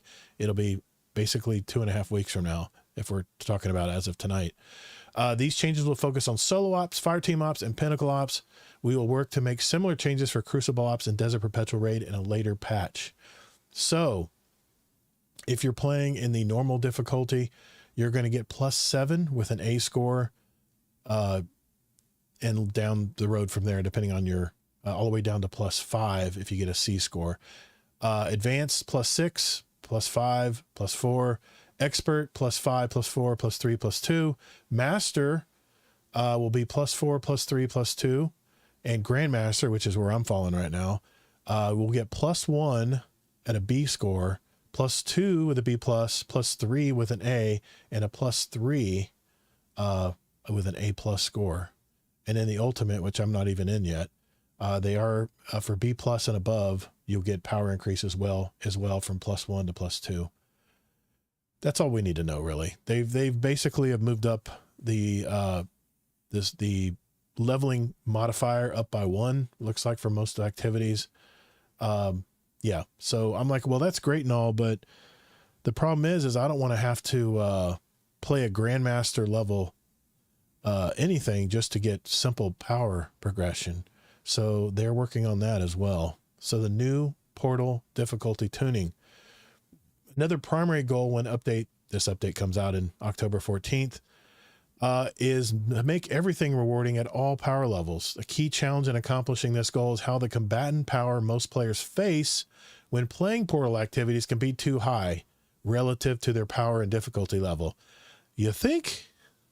Anyway, In other words, we feel that the power delta players face in the portal is often too high right now, especially when customizing at the upper difficulty levels, which can make the game feel punishingly difficult during the power climb. To solve this, we're going to simplify modifier selection when playing solo ops, fireteam ops, and pinnacle ops, so you don't need to worry about making activity power deltas too punishing. We're also going to set delta caps that are lower and easier to handle than the deltas that players we're most often facing in the past. So what does this mean? Challenge modifiers will no longer adjust your activity combatant delta by -10 or 20. Instead, they will only increase the projected score and add the desired effect to the game. So if I want to get one of these +10 modifiers that gives you like fake bricks, like the trickster thing where they run over the brick and it blows up in your face. Used to be that would make your delta +10. It would increase the enemy power by 10. Well, now you're just going to get the benefit of it, and they're going to give you a little bump in score, but the delta is not going to change. This is big. This is something they've been needing to do. So this way you can choose the modifiers based solely on the effects and score bonuses without worrying about making combatant power more difficult. I mean, for me right now in Grandmaster, I have to play a 40 delta to get a B+ score. It's better now since the hot patch, but that's what I used to have to do. That is ridiculous. 40 delta? Really? That's like, that's Grandmaster Nightfall level stuff, which I'm just trying to power my gear up, Bungie. I'm not at that point now where I need to worry about, keeping my revives because I'm going to get squashed by a scion. You know what I'm saying? Anyway, the new difficulty delta caps will be set for advanced, expert, master, grandmaster, and ultimate difficulties that are lower than what players were worrying about making combatant power more difficult, or what players were generally forced to play before when using challenge modifiers. Sorry, I read that wrong. Please note that as a result of these changes, players will no longer be able to over-level PvE activities and portal ops. Whoever wants to over-level it, Bungie. We are trading this aspect of the system for a more consistent combatant power experience as you earn new tiers of gear to grow stronger, more freedom to select the mods you want for the grades you're targeting, and decreased difficulty across the mid to high difficulty levels. This will notably result in easier activities when playing Master, Grandmaster, and Ultimate. And here's a list of the delta caps after this patch drops on October 14th. Normal difficulty delta will still be at 0. Advanced -10, expert -15, master -20, grandmaster -25, ultimate -30. And you may be wondering, this is for our newer players out there, what is a delta cap? These are a restriction on how you choose how close you can approach the level of an activity with your own power level. If an activity power level is 200 and has a delta cap of -10, then the activity will get easier as you approach power level 190. In this scenario, you can reach 190 or above. The difficulty will always be as if you are a -10 power level. So that's what they mean by power delta, for those of you who are a little confused by all this delta talk. Matchmaking, quick play improvements. They're adjusting the deltas as well. Expert difficulty, fixed power is -15. Master will be -20, Grandmaster -25, and Ultimate -30, which is doable. -30 is doable. I've been playing it like -40 and -50, and it has just been brutal. Been terrible. Just know the Fun Police is back. All the conquest, nothing's changing. Expert will be -20, and all the way up to Ultimate will be -50. So there you go. It's the high tier level stuff. They give really good gear, so I guess, that makes sense. All right, they have a catch-up chest. For players that are new or returning to Destiny, we have something for you too. When update whatever falls on October 14th, we will add a one-time catch-up chest so you can jump right back into the game.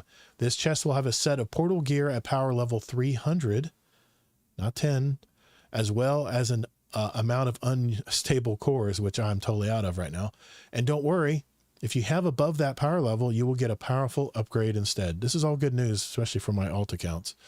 So that's good news as well. Banshee 44 is going to have a new voice. I just want to mention that. I think I skipped over one thing here, Kingsley. I just want to mention they'll have bonus engrams. This is big because when you get these bonus drops in the portal events and you get these bonus engrams, they're always like at power. They're never powerful, or they're below your power. Well, as of when this patch drops, the powerful items that you get from the chest will also, the extra drops will also be at that power level as well. So no getting 4 drops and they're all like 395 when you're trying to get 417 gear. So that's good news as well. I forgot, I missed that. I want to make sure I mention that for people who are listening in. Trials, the Trials Fusion Rifle is what's going to be featured this weekend. So if you hear this before then, I think Lego the Flash had a really good video about this adaptive fusion rifle, and I might actually jump in there and try to get one. It is the featured weapon this week. They have a Displate Collector's Fest, Epic Raid Collection Displate. These are really nice to put on your wall, but as you can see, I don't have any wall. It's all shelves, so I have no room for this. But yep, that's going to be coming out. It is from Displate, and I'm guessing this will be through the store. Original Last Wish. Yeah, I think it's probably going to be in the Bungie store. Player support report. Chronologues issue. There's a problem where you're putting chronologues into your vault, and they're losing additional claimed chronologues. They're working on that to fix that. Anything else here? Known issues, Kingsley? I know the Banshee's weapon bounties are all messed up right now. You only get 2 of them. That's always a sword. And there's a lot of things messed up. Way more than this list. These are just the ones. These are the ones that they know about, that they're working on or acknowledging, I guess, right, Kingsley? So, no, this is just a small sampling of ones that they're acknowledging and working on. It's a much bigger list if you go to the known issue website. Yeah, exactly. It's always the place to go if you want to know what exactly, because I've been getting like errors, all kinds of crazy errors especially when I'm streaming too. Anyway, that may be something on my end. Who knows? Artists of the week have a Lego Crota. That was pretty cool. There's another movie of the week, and that'll do it for this TWID. We are busy implementing improvements to make several aspects of the game more rewarding, as we also work on finishing touches for Renegades before December 2nd release. Stay tuned for further updates in the coming weeks. Until then, let's focus on the challenge ahead, Guardians. Best of luck to the teams jumping into the new epic version of the Desert Perpetual. We're rooting for you. Destiny 2 community team. Thank you, Destiny 2 community team. Kingsley, before we moved on, I just wanted to ask you, man, what do you think of these power changes?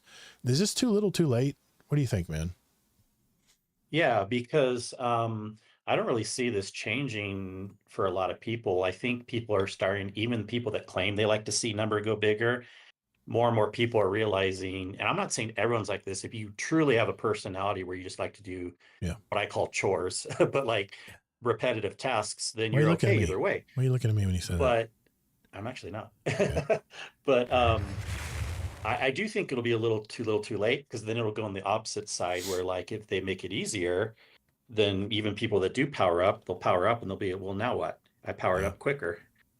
So that's why this whole game of like, how fast should we have people power up? Obviously, it was too slow before. Yeah. But then it's going to be faster now. So now for another group of people, it's going to be too fast. It's like, that's why I think they shouldn't be focusing on this. Yeah. You got to focus on activities, things that are fun to do over and over, not just power numbering. It's such a silly thing to be focusing on, in my opinion. Also, since you brought up what I was thinking about stuff, I'm really worried about you said, who wants to overpower things? Now, trust me, you're not looking at the big picture. Mm-hmm. Remember when we used to have, if they ever bring raids back in the portal other than Desert Perpetual, this is going to be a huge, sad moment, because raids used to always have the opportunity to, remember when in any PvE activity, we could be like 30 above. The deltas went from like -50 to +30. Right. And there's going to be a lot of situations where people would want to just have an easier raid just to learn it, to experience it. And the normal sure is on 0, but 0 is still what I would consider low, medium difficulty. It's not easy. And I wish you could overpower and do like a +20 or a +30. So I'm a little concerned about that. Yeah, I know you especially, because you're more of a raider and dungeoner than I am. I'm more PvP and general PvE stuff. That's kind of where we differ. But yeah, I know you guys like to mix it up a lot, and especially if you got better loot. No, it's not for me. It's for people that want to learn the raids. So this will actually potentially make it so less people will be interested, because raids, even older raids, are harder now. I see what you mean. I follow you now. Okay. Yeah. I don't know, man. I swear to God, and I'm jumping in and doing my portal activities every morning. and I look up and I'm like, what is this game anymore? I don't even recognize Destiny 2 hardly anymore. I mean, I remember I used to jump into the big world map and like, okay, where are we going to go today? And you can still do that. Don't get me wrong. But if you want the new tiered loot gear, you want the new powerful gear, if you're above 200, you got to go through the portal. This is why I said several shows ago, make anything in the game up to the soft cap, even up to the powerful cap, not the pinnacle cap. You got to play for that. Make it all the way up to 400 even, or even 450 you could go. Make you anything you want. If you want to go play an old raid and the gear you get may not be tiered loot, at least make it powerful where people can get powerful gear. But if you're a 200 power or above, you have to go through the portal system if you want to get it. And what pisses me off still to this day, Kingsley, is the fact that everything is maxed. Everything is maxed at 300 when you go to play on the new world that they just made. The new Kepler system. I want to go in there and do a bunch of activities. I want to go run the public event they have in there, but it only drops at 300. Man, talk about a bummer. That's their fresh content. Everything in there should be banging, man. Everything in there they should be throwing so much loot at you when you play those, even if you replay the stories. I went back and played on Mythic, the storyline, Kingsley, to work on my title. You know what I got at the end? Instead of gear and loot, I got a super pack of planetary materials. I'm like, what's this bullshit? What is this crap? I got a bunch of restyled Spirit Bloom. I'm like, I'm not even using this stuff, man. That's all you're giving me for running the harder mode, harder than Legend. I'm running through in Fabled now. That's all I'm getting for it. That's a major miss, man.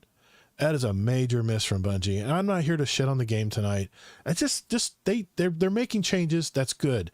They realize that they're having to make changes, but you notice this change doesn't go in effect for 2.5 weeks. What that tells me, Kingsley, is you're right. They don't have enough people. They don't have enough people to make change in this game. They have just enough people to produce content as it comes out.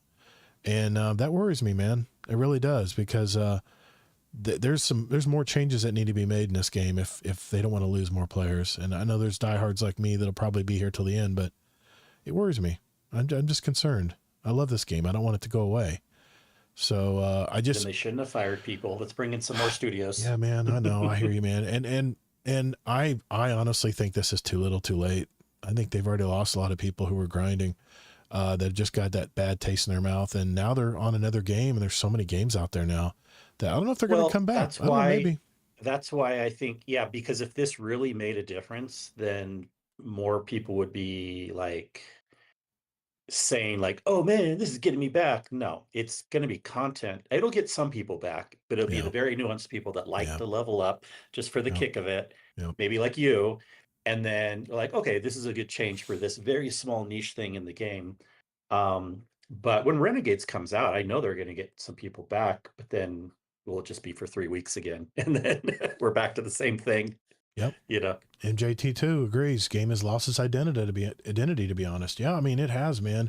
It's really weird. If I go back in a time machine a year from now, I was playing Final Shape. I was jumping around in the new world, the Nether. What was it called? The Nether? I think it was called the Nether, something like that.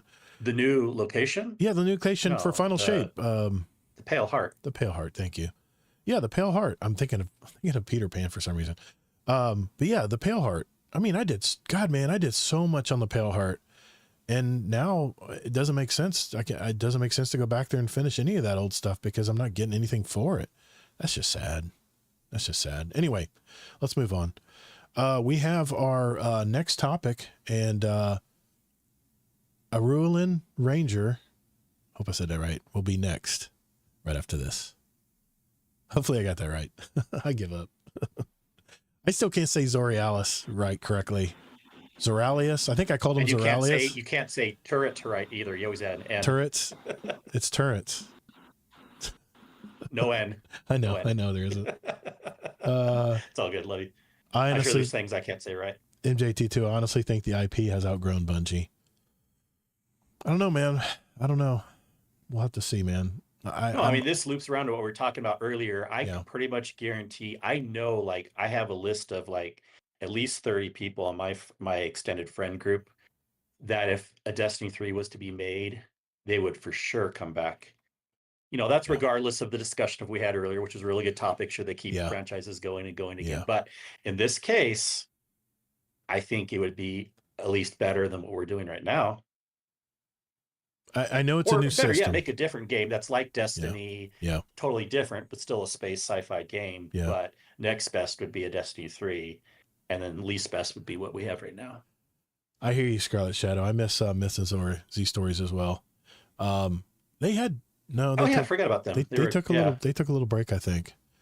Yeah, I don't know when they'll be. Break. I don't know when they'll be back, but yeah, it was. Well, they probably won't be back now. There's even rumors that AI is writing. Have you heard that story? What? Some of the lore AI is writing the lore? right No. Don't get in that. I don't want to talk about some of the lore. Okay, all right.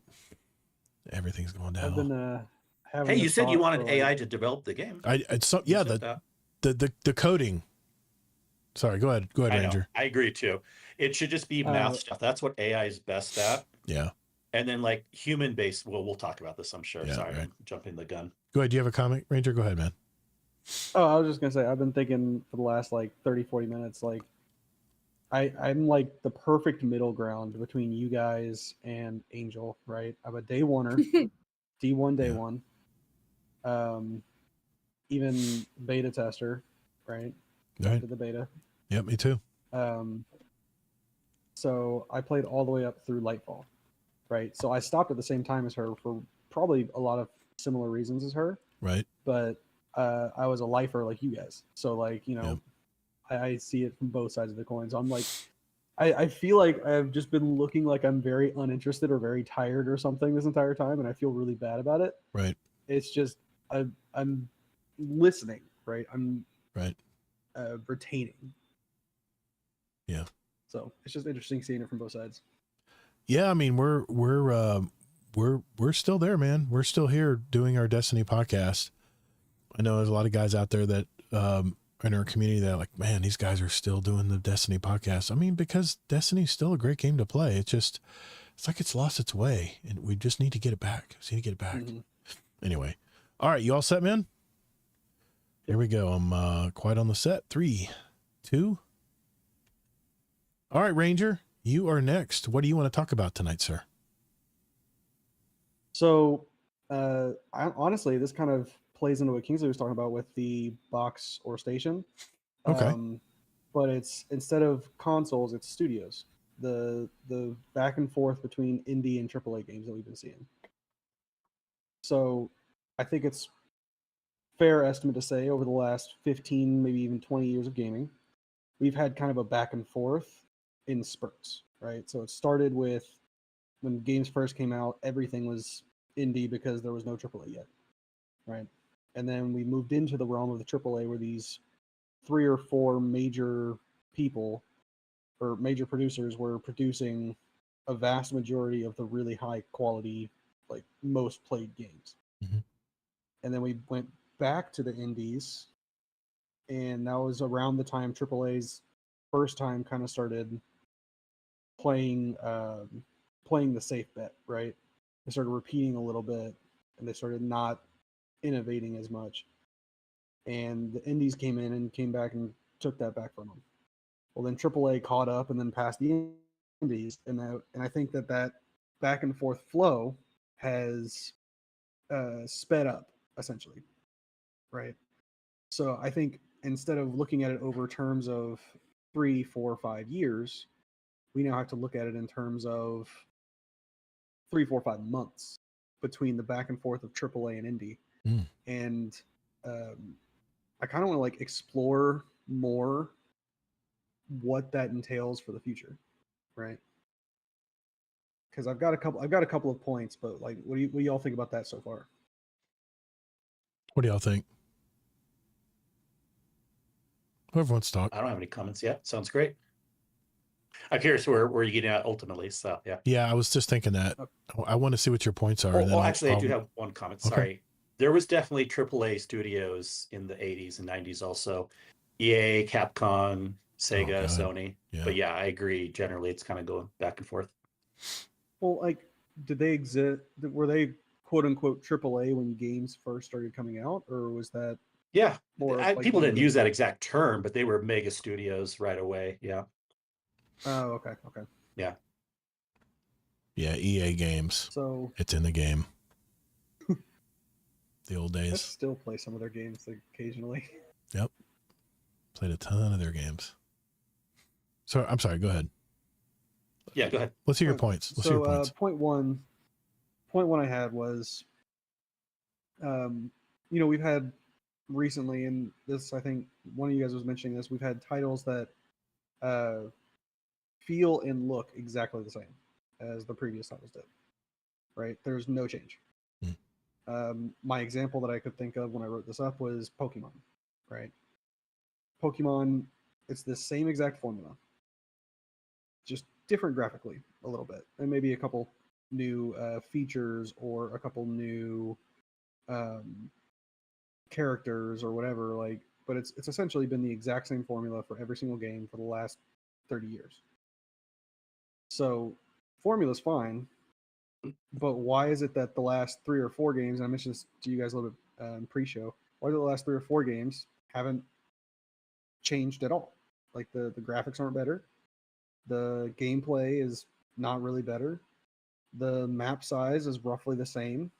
One is just procedurally generated, the other is truly more open space. You can travel freely. There's not progression. And then we also have indie titles like Clair Obscur come out of left field. Nobody knew it was going to be as good as it was. I'm sure somebody probably was watching it, but I didn't know. I had no idea. Yeah, that did come out from nowhere. Yeah. So did Balatro. It came out of nowhere. Balatro did too. It came out of nowhere as well. Mm-hmm. And then the guys over in DPS were talking about V something. It's a vampire survival crafting game. I can't remember what it's called, but it's not. Survival Doesn't crafting. matter. Yeah, Hold they on, have a pull channel. it up. V Claire Rising Obscure is what the channel's called. Yeah, V Rising is the title of the game. Oh, V-Rising. V-Rising. Okay, that's like combining two games, huh? I just realized that. Yeah, That's awesome. but it works. It honestly my kind of works goodness. for this topic because those are both games that people are kind of getting into that can come out of indie studios recently that people don't have a problem paying for. Yeah. Like, the biggest problem I've heard lately with AAA titles is like, well, do I really want to pay another $60, $70 for something that's basically a reskin of the last thing I just played? That's Yeah. the big complaint I've been hearing from a lot of people. So those indie titles are coming back, but now the AAAs are kind of pushing back with all these new features for their consoles, and they're pushing back all these, like, they're trying to get that back, but so they're just like right now in a very tight line. And I wonder what that's going to do for, console sales, PC sales, where the game is going to land, who's going to want to create and work with certain studios, stuff like that. Okay. So that's point one. Yeah, love it. Well, on that point, luckily, go ahead, Kingsley. Oh, You first. Luckily, I don't think I really, and I probably would be smart not to. I don't have a lot of good examples because luckily I don't play games that I feel like are super repetitive. Now, the Pokemon's a good example. But even like when I get a new Assassin's Creed game, there is a whole new huge world. And I'm a very visual person. I like exploring new places. And if people only cared without like, they're like, oh, I don't care what I see. And like, they're just maybe like thinking about like the mechanics of like, oh, I can assassinate someone again. Well, of course, that's fun, But like, to me, it's kind of a whole new experience, not a whole new experience, but a good experience. So luckily I haven't had that too much. So I think it's really interesting about pricing on games because I take a very, again, nuanced middleman approach. That's my personality. Did you know that, again, back with these big studios in the 80s and 90s, did you know that some Super Nintendo and Sega games in the 80s and 90s were $70 to $80? I remember one of them. They really were. And in today's world, for inflation, that would be like a $90 to $150 game. Yeah. So in a way, game pricing started high, it came down, and then it's going back up again. But I do think we need that yin and yang of indie studios versus big studios to kind of like show what the value is, because there are AAA games that I think are worth $80. You just have to make that value judgment yourself, each individual person.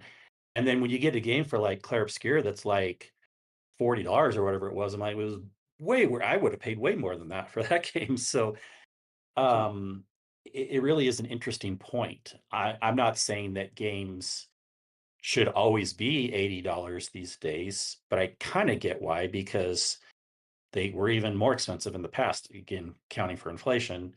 I think you just kind of have to go on what it's worth it. So I really I get what people are saying, like, oh, this game looks the same, I probably don't want to pay the money for it, especially if it's another Pokemon game that's like $80. You know what? Let's just say it, Nintendo's the biggest culprit. Yes, absolutely. Not that no one else is a culprit, but Nintendo's definitely the biggest culprit. Member berries. They're building all on nostalgia, man. Because there are a lot of us who started off with Nintendo, Nintendo. And that's where you can make the comparison too. And I get a lot of value out of a new Super Mario game, but if you're comparing like the graphics of Nintendo versus like Xbox, PlayStation, PC, should it be an $80 Mario game versus an $80 Borderlands game? Then the math doesn't really math as much, you know. But well, even then, with their modern console being a handheld, you can then, instead of comparing it to, you know, consoles that are supposed to be played on a TV or a monitor or something, compare it to the Steam Deck. Which one is graphically better, and how many years has the Steam Deck been out? Yeah. And how many years has the Switch been out? You know, I know. I tell you, it's pretty amazing what they can do. Like that Zelda game was freaking amazing. How much for how small that game was. I think someone said it was like 3 gigs or something. Yeah. I don't know if it was that small, but that game, pretty impressive technology what they did. So like I consider the graphics amazing if it was only 3 gigs for how big that open world was. But true. Yeah, it's an interesting topic. I love it. Go ahead, Todd. Sorry, I cut you off. No, I want to ask Mohawk. Do you want to reply to his first point first? No? Okay, I will. No. Building off your first point of your argument is, I still believe that, you know, when I think indie games, I'm thinking of side scrollers. I'm thinking of, you know, game types of games that have been around a long time, that started off on the older consoles, and how they separate themselves is they have this beautiful art style, and you know, and they have innovative mechanics too that they introduce as well, but it's still a side-scrolling game. I mean, I played Contra long ago, and if the modern indie games today still are side-scrollers like Contra was years and years ago, but I still think, and the Chinese developers are already doing this, Black Myth Wukong, if you remember when they came out with that game, they used AI to make a lot of the backgrounds and a lot of the surroundings. And I think once a very large American, I'm not being prejudicial here, but I think it's going to take an American developer, a big one like EA or someone, to embrace AI, because face it, it's here. We're going to have to live with it. I think once they embrace that, it's going to be very painful for personnel. There's going to be some major shifts and major layoffs, I think, when this finally does happen. But what's going to happen here, though, is AI is going to be so inexpensive that I think even the indie developers are going to be on the same playing field now with AI power that normally would take a whole room of programmers to do the same thing. I think now indie developers can make beautiful games like Clair Obscur did. I think Clair Obscur was 33 main developers. They did a little bit of contract help outside, but 33 people made that game. And that game is fantastic. I'd be curious if they used any AI when they built that game. I don't know. I don't know enough to know that, but I think until it becomes mainstream and the entire gaming industry starts to embrace the busy work, the stuff that takes programming knowledge, a lot of technical, repetitive technical stuff that needs to be done to make a video game. I think when that is finally embraced in this industry, there's going to be a major shakeup with developers. And I still think games will start coming out sooner because of that streamlining. And I think I don't think there'll be a discrepancy between indie in major AAA games anymore. I think everything can have high production once that is integrated into the industry. So that's my take on it, on your first point. But I'm curious what your second point is into this. So apparently Kingsley and I think a lot alike, because my second point goes into the pricing and the hiking and the price increases. Right. Hmm. That'll make it cheaper, right? AI is going to make development costs a lot cheaper. Human capital is the most expensive part of any business, whether it's my service business or whether it's EA making games. Human capital is the most expensive capital. And when AI can replace a lot of those jobs, that's going to make your costs, and it kind of relates to my topic tonight before we go, it's going to really lower production costs. And I think because of that, they might be able to start competing price-wise if they want to. Or they just make more money. That's a much bigger topic, because I think it depends on if they want to, but also we didn't even get to this angle. But yes, AI can code well, and you can fire people, but you need people, the creative vision. You need to move people to different positions, and then people that look over the lore that AI is creating and say, "Oh, this is crap. We need to fix it up." But companies aren't going to do that. They're just going to want to fire the employees, have the AI not have good integrators at first. So it's going to get worse before it maybe gets better. Maybe, yeah. And will they really lower the price? They may for a couple, just to be like, hey, we made an AI game. We're going to lower the price, make people feel good for like a little carrot on the stick. But I don't think in the long run, AI will really lower prices, unfortunately. I don't think it'll just make these developers more profitable, which means they can take more risk. They can make some games that are out there and quit making like Mohawk's point, quit making the same game 5 times. They can start coming out with innovative games. I mean, Black Myth Wukong was innovative. It was a beautiful game. It just blew away everybody. AI is just coding. They're not coming up with those ideas. Well, I think they used AI to create some of the procedural generated screens in the background and stuff. But it was Clair Obscur is the same thing. It's not totally open world. Clair Obscur, when I was playing it, you only had certain points. It made it look like it was open, but it really only had certain paths that you could go, and there really was no climbing or jumping over stuff. There was a little bit, but it wasn't extreme. And that you could see the limitations of the architecture of the game when you start playing it, even though it is a 3D game. But yeah, at price wise. But what else about pricing? What do you think, Ranger? Sorry if there was any other points you were going to make with that. What do you think is happening? We're going to happen. I think you're both right to a point. So I think that they will, first off, paying 33 developers, each of them needs to make a living wage, assuming that that's going to say $70,000 a year. What's 33 times 70,000? A lot of money, right? Yep. So the thing with the cost going down for games, I think what it'll actually do instead is, because they'll be able to make games for dirt cheap, right? They buy their own AI that makes their games for them. They own the AI, they don't have to pay it, right? So they can get rid of however many developers they need to get rid of. But instead of lowering game prices at all, I think they'll stay roughly the same, if not increase, to pay for the next generation console to come back down in price. I think they'll bring the consoles down in price because you're going to sell way fewer units of a console than you are of a game. That's an intriguing idea. I'm not opposed to it. Didn't think of that either. Yeah.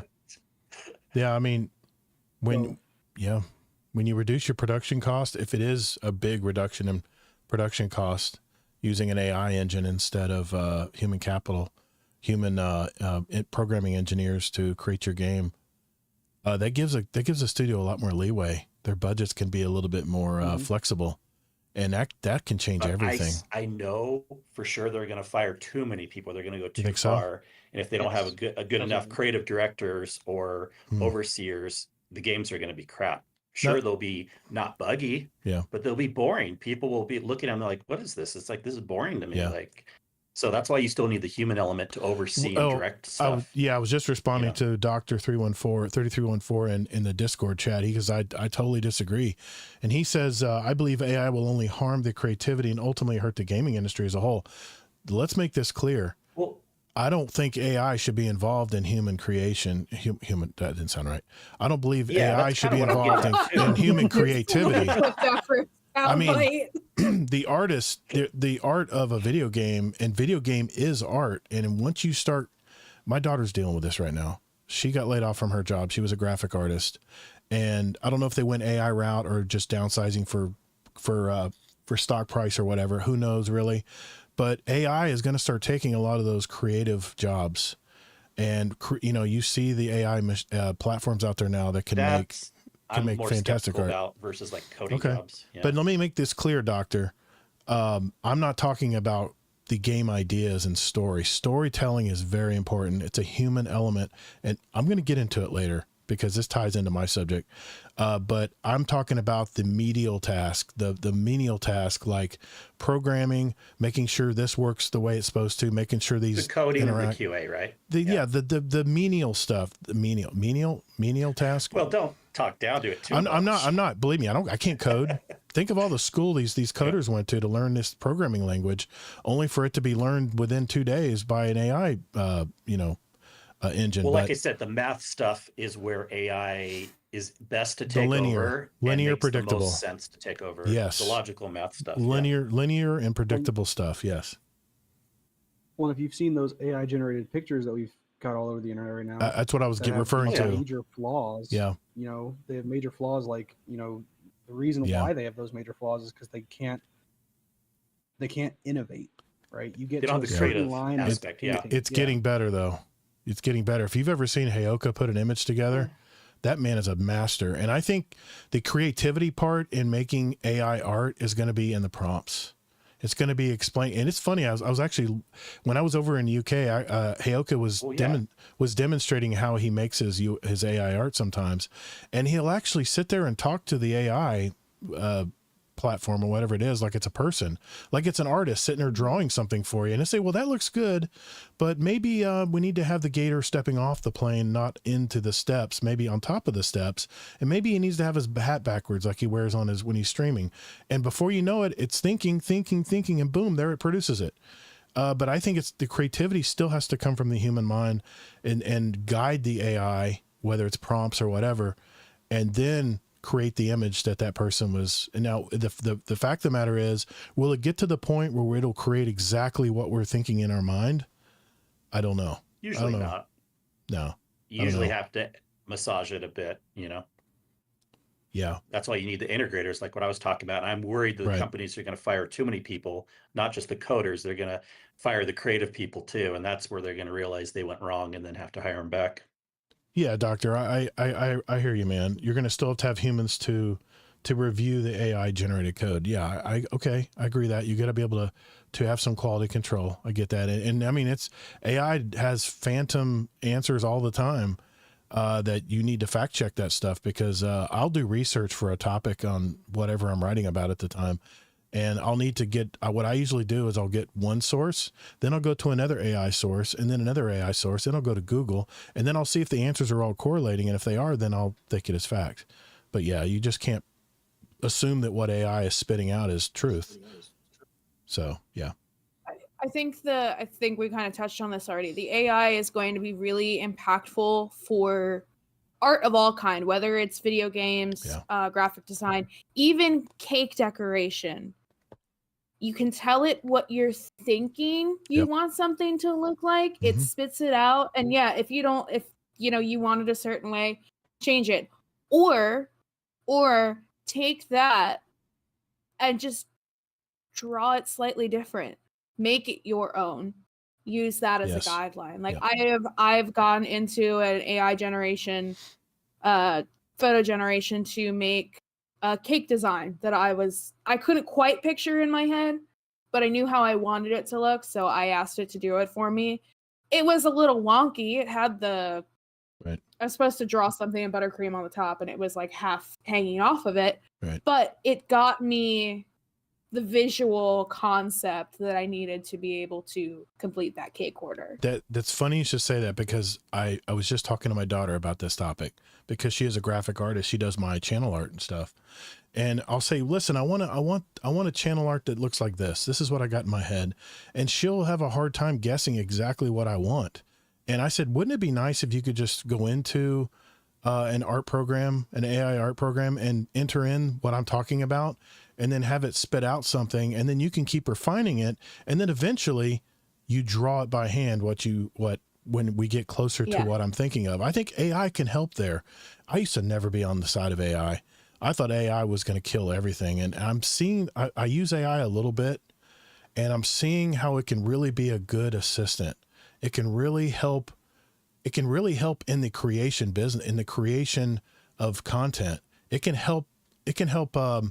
It can help spur on and get you thinking about and narrowing down and focusing on something you want to talk about, whatever topic that may be. AI is very good in that respect. You know, I could be like I want to, let's just say I want to make a new player video for Destiny, concerning the new currency system. I can say that exactly to the AI chat bot, whatever I decide to do. I'll say, you know, give me an outline. Give me an outline and make it 5,000 words. And it will literally create that within seconds, not even a minute. And I can at least go through there and say, oh, that's a good point. That's a good point. Let me make sure that's correct. Make sure that jives with what I've read out there. And then I can start putting together and put it in my style and write out my script or write out whatever I want to talk about, a blog or whatever I decide to do. And in that regard, I think AI can be very powerful. But we have to be able to have some type of stopgap where it doesn't run everything. And that's what keeps me up at night, is the fact that our governments are starting to use more AI. And, you know, I don't want a John Connor situation here. I don't want the robots going to war with us, taking out our sun and killing our power plants, and the Matrix effect coming into effect where they're using us as batteries. I mean, that shit scares the hell out of me. Okay, I might have gone off track. Chat GPT. It's not general AI. I know. But I'm saying, if you look at the news and you follow the AI, it's growing fast and it's learning fast, incredibly fast, and it's only getting better. What we see today is just the 1.0 version. What happens when we see the 14.0 version? That's what scares me a little bit. But if we can use it in a manner that helps us in creativity, yeah. Scarlet Shadow praising our AI overlords. Yeah, exactly. Yes. Make sure we don't say bad. Todd's already been. You don't want to say ill will of AI. We might get we might get censored. Anyway, no, it was a great point, Ranger. It was a great point, man. It's a great topic. Any closing arguments or anything you want to mention before we move on? Okay. Nope. Good. That was good. That was a good topic. Well, wait till you hear what I got to talk about tonight, and it is not gaming related. We'll do that right after this. Okay. I'll say, Scarlett, there's no AI general intelligence yet, because I'll say that there isn't, and I'm not afraid that the robots are going to kill me because there's no general intelligence yet. Right. Yep. We'll see. Okay. I'm sorry to have to do this, but I think I'm gonna have to go. He's okay. Literally falling asleep right now. I gotta no worries, man. Deal with him real quick. No worries, brother. I'm sorry about that. No worries, man. I really appreciate. Thanks for your topic. Thanks for coming on tonight, man. Yeah, and Mohawk will represent. So much. Mohawk will represent. Yeah. Don't worry. I got you. Yeah. Always. Thanks, guys. Take care, man. Take care, man. Bye. Nice to meet you. Have a good night. I will do this real quick. Give me 1 second.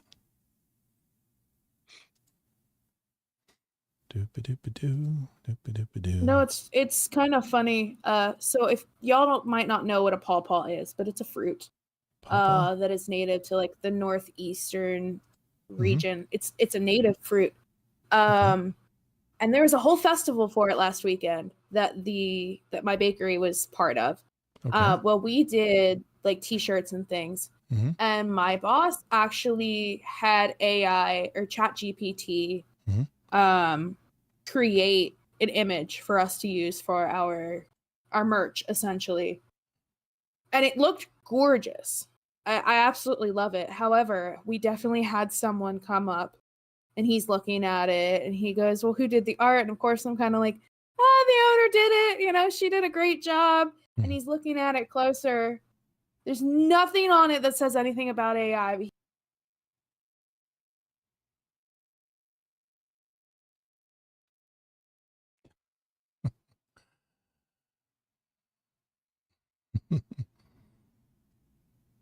Oh gosh. Like Todd's topic is gonna talk about this. Yes.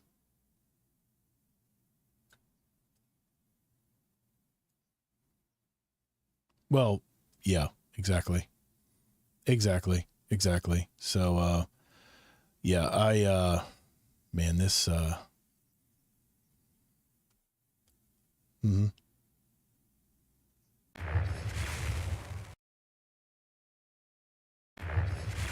Right. Yeah.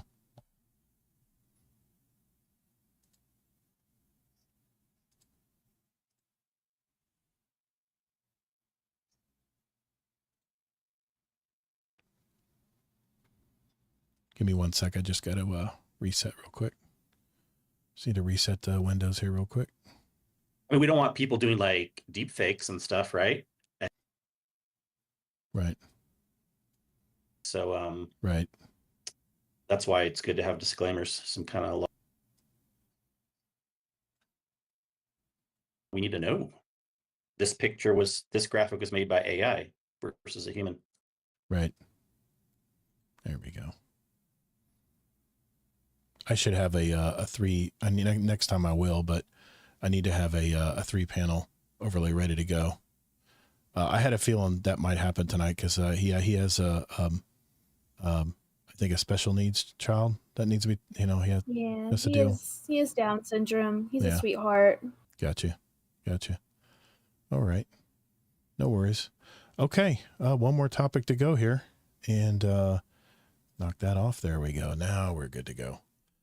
Okay. MJT2. Bungie needs Destiny, but Destiny doesn't need Bungie anymore.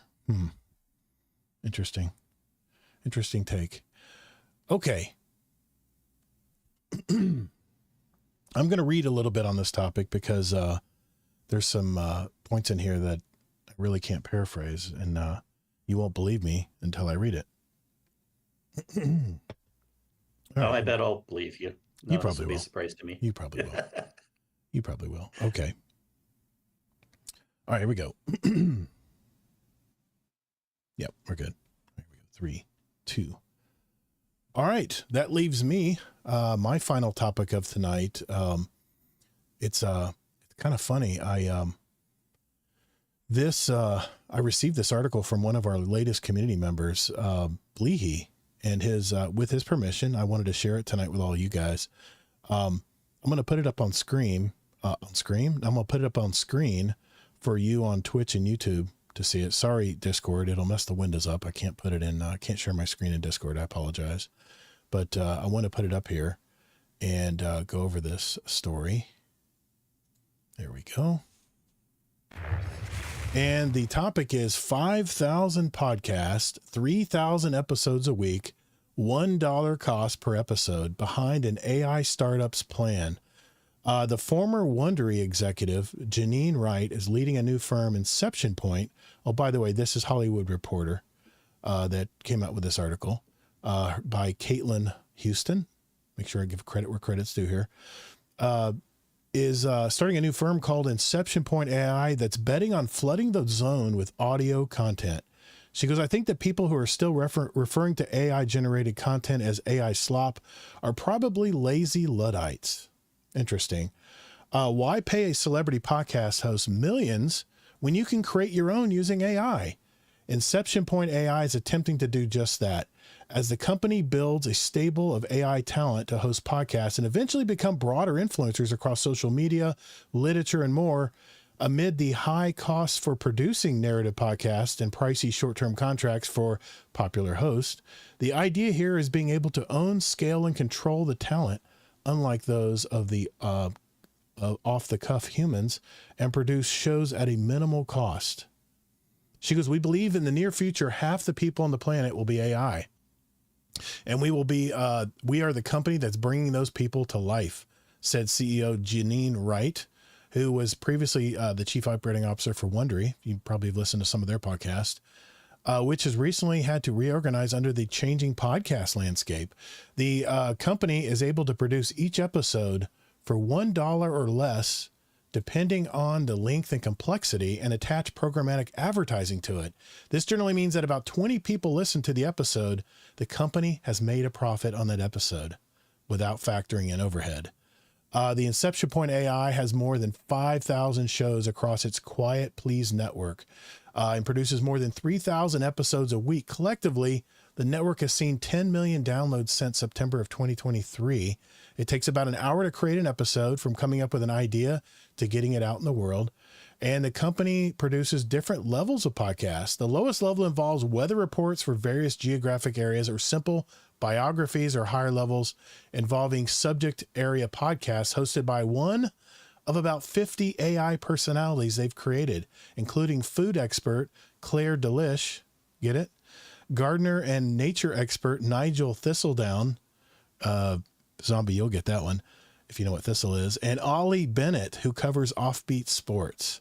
As for how it stacks up against human podcasts, I think people who are still referring to AI generated podcast content as AI slop are probably lazy Luddites, because there's a lot of really good stuff out there, Wright said. The company has recently experimenting with short form videos and creating social media profiles for AI personalities in the hopes of eventually turning some into influencers. Wright hopes to create thousands more personalities in the near future to see what personalities stick. The team is in the midst of navigating the ethics around creating these AI personalities as technology advances. Each host now identifies themselves as being AI at the top of the episode, so you're not going to be fooled. And they've stayed away from having the host invent their own backstories for now, but that could come. Wright says she could eventually imagine having hosts chat with listeners or sing happy birthday to them, but there's wariness about diving in too deep. I'm not going to create a personality that someone has a deep relationship with, said William Corbin, co-founder and CTO of the company. He added that the company does not do hard news at this point, but Wright says they might in the future. The idea behind the company came after Corbin accidentally developed a hit podcast during the pandemic, in which he read daily CDC reports and then branched out into weather reports and other shows that took off, including a moment of silence. I kid you not. It's an actual minute of silence. At the time, they were not using AI. So there's a lot more they say about here into this, but basically they're using OpenAI, Perplexity, Claude, Gemini, all these different AI engines, and the podcast voices for the AI host are being customized and designed by the team. They're currently not, the bootstrap. They're not cash positive yet, but they are looking for money. They are looking for investors. She claims that it can exist alongside human podcast, and it can delve into areas where human hosts might not want to go that deep, says Josh Taylor, co-founder and chief production officer. So, man, oh man, I didn't think we would be here yet, but here we are. We are at the point where you can literally make a podcast from AI from start to finish. I'm curious what you guys think about that, because that is disturbing to me.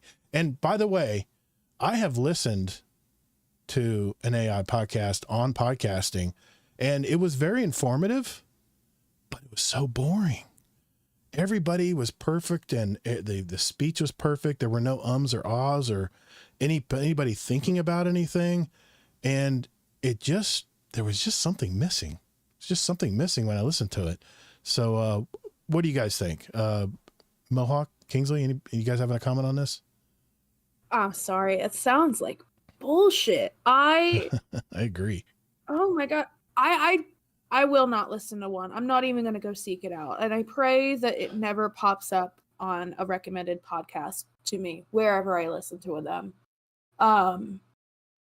As you said, there is something about having human interaction on a podcast. Ranger and I have only been doing ours for the past 6 weeks, and we have been told by multiple people how awesome we are as a duo, just by the way that we interact with each other. Yep. And I laugh so much on our podcast that I get messages from other people. Sweaty Spooks is one of them. He's messaging and he's like, I love your laugh. It's so cool. It's such a breath of fresh air, And I can't imagine listening to something that doesn't sound human. Yeah. Kingsley? Yeah, of course, I did know about this, and I've actually heard some of these examples for a few months, Oh, okay. even Uh-huh. probably before you've heard some of them. Right. I listened to this General Talk podcast called 2 Cents Radio, and they have been experimenting with playing, replaying versions of their podcast or even just little snippets. And there's a lot of systems you can use out there. Google Notebook was one that they were using a lot. Notebook LM too. It's impressive, but also the person in the article saying that people that don't think that we're just Luddites that haven't heard it, that's a little unfair because like you said, and like I've experienced, it is really good, better than some people might expect. But you need to listen to it for about, I'd say worst case scenario, 5 to 10 minutes before you can notice either some imperfections because we're not all the way there yet, or if you don't Right. notice an imperfection, most people will notice the soullessness of it. Right. Like they can talk in inflections very well. They'll say things like to make it sound more human, and they'll do all these interesting things. Mhm. But you'll still notice at some point it's a little off. Yeah. That being said, Yeah. Oh, go ahead. No, I was agreeing with you. Sorry. I didn't mean to interrupt. Yeah, that being said, I don't have a problem with it as long as it's being fairly stated. Like I said, we were kind of between segments. I think there needs to be rules or laws where like people need to know if it's AI generated. Right. I think there can be a case for it. Like you said, if maybe some people don't want to go super deep into a topic or something, there can be information learned that maybe someone wants to present, but they don't want to talk about it, or who knows? Like maybe no one will care. I don't care if people care. I'm not saying I'm trying to promote it, but I don't have a problem with it as long as we know it's AI. Yeah. I don't want people tricking us. Another thing that's in my opinion, and there's probably other podcasters out there that are going to disagree with me, but advertisers are flooding the podcast space as we speak. I mean, podcast advertising can now be delivered programmatically, which means when you make your show, they'll automatically insert it where they think there's a break in the voice. And if you've listened to even a few popular podcasts lately, some podcast dialogue will just be abruptly cut off and boom, here comes the ad. It's very disruptive in my opinion. And the reason I don't have programmatic ads in our podcast, in our audio versions, I insert manually info ads about our podcast, promoting members of our community too, that have been on our show in the past. I'll never do outside advertising on this podcast. I think that advertisers are going to ruin a good thing about podcasts. The fact that they are the total the fact that podcasting is a total opposite of radio right now, and what's happening to radio, it's getting small. Their audience is dying off because people want to hear music or a radio talk show, but they don't want to have an ad every 10 minutes. And yes, I apologize for those of you who have to see ads in Twitch and YouTube. I just buy the premium edition. I give them my money every month, and then I don't ever have to be bothered with it. It's like $15 to $20 a month. It's worth it to me because I use the platform a lot. So you will see ads sometimes on some of my replays of our video episode. But I'll never put them in our audio episodes. That's why we have a Patreon community. They support any of the production costs, making this hobby not an expense and at least pay for what it takes to make a podcast. But the fact that the advertisers are in a boom situation right now with podcasting becoming more and more popular, especially the bigger ones, this is, I think, what is bringing in a lot of this AI, and I'm going to call it slop. But I guess it's not totally slop, because if you lived in a small little town in Alaska and you wanted to tune into something that gave you the weather report for the day, even though I can do it on my phone here in about 5 seconds, and you just want to hear a voice tell you what the app is, or like there's AI generated video content on YouTube today. It's very technical stuff, like here's what you need to do to unclog your toilet. First, do this. I mean, it's basic stuff. And sometimes it's enough for me to listen to something like that. But there's a lot of times I just want to have someone that's down to earth and can relate to me and what's going on, and be able to friendly and effectively talk to me about, what problem I'm trying to solve. But when it comes to creative stuff, like opinions on, that's what our podcast is, right? It's a sounding board for the game we love to play. We have our opinions on what we think about the game. We share our experiences, our things we do through the week, and people relate to that. And I think that's the magic. And the fact that me and you have a form of chemistry as well, Kingsley. You're more exacting. You're more, you want to be fair and report fair facts, and you have a certain way of, realistic. and yeah, okay, yeah, whatever. You know, I tend to be a little more out there, or a little more hopeful. I guess that's a good word. Fun. Yeah, fun. But that's the chemistry, just like you were talking about, Mohawk. You're going to develop that as you do your more and more podcast episodes. You're going to know more about your host, and then you're going to know what you can say something to gaslight them, like I do all the time with Kingsley. But what I'm saying is, it's fun. It makes it fun, and that's why people listen, is they want to hear what you think. They want to hear your opinion, and if it aligns with what they think. That's podcasting, man. And I just don't know how. I don't know how AI can do that. That's a human element that I don't think that AI, at least today, can't figure out how to do that. I don't know. Any other comments on that aspect? It's figuring it out more and more that it can get into small little markets. Like you said, the perfect example with weather, we've had that since the 90s with the Weather Channel, with the little computer voice that would come on. Yes. Yep. People didn't call it AI back then. That's the funny thing about how I don't even like calling this AI. It's really not AI. Yeah. It's just large language models and stuff. But anyways, yeah. It's I think there is areas where it can, and it's totally respectful to be in and stuff. What I think we're just playing around as humans. We're testing things. I think it's going to come down to, like, sure, there's going to be some podcasts where we're like, okay, that's entertaining enough, even though we know it's not humans. Maybe some people try to push some lines. Maybe some laws will be made.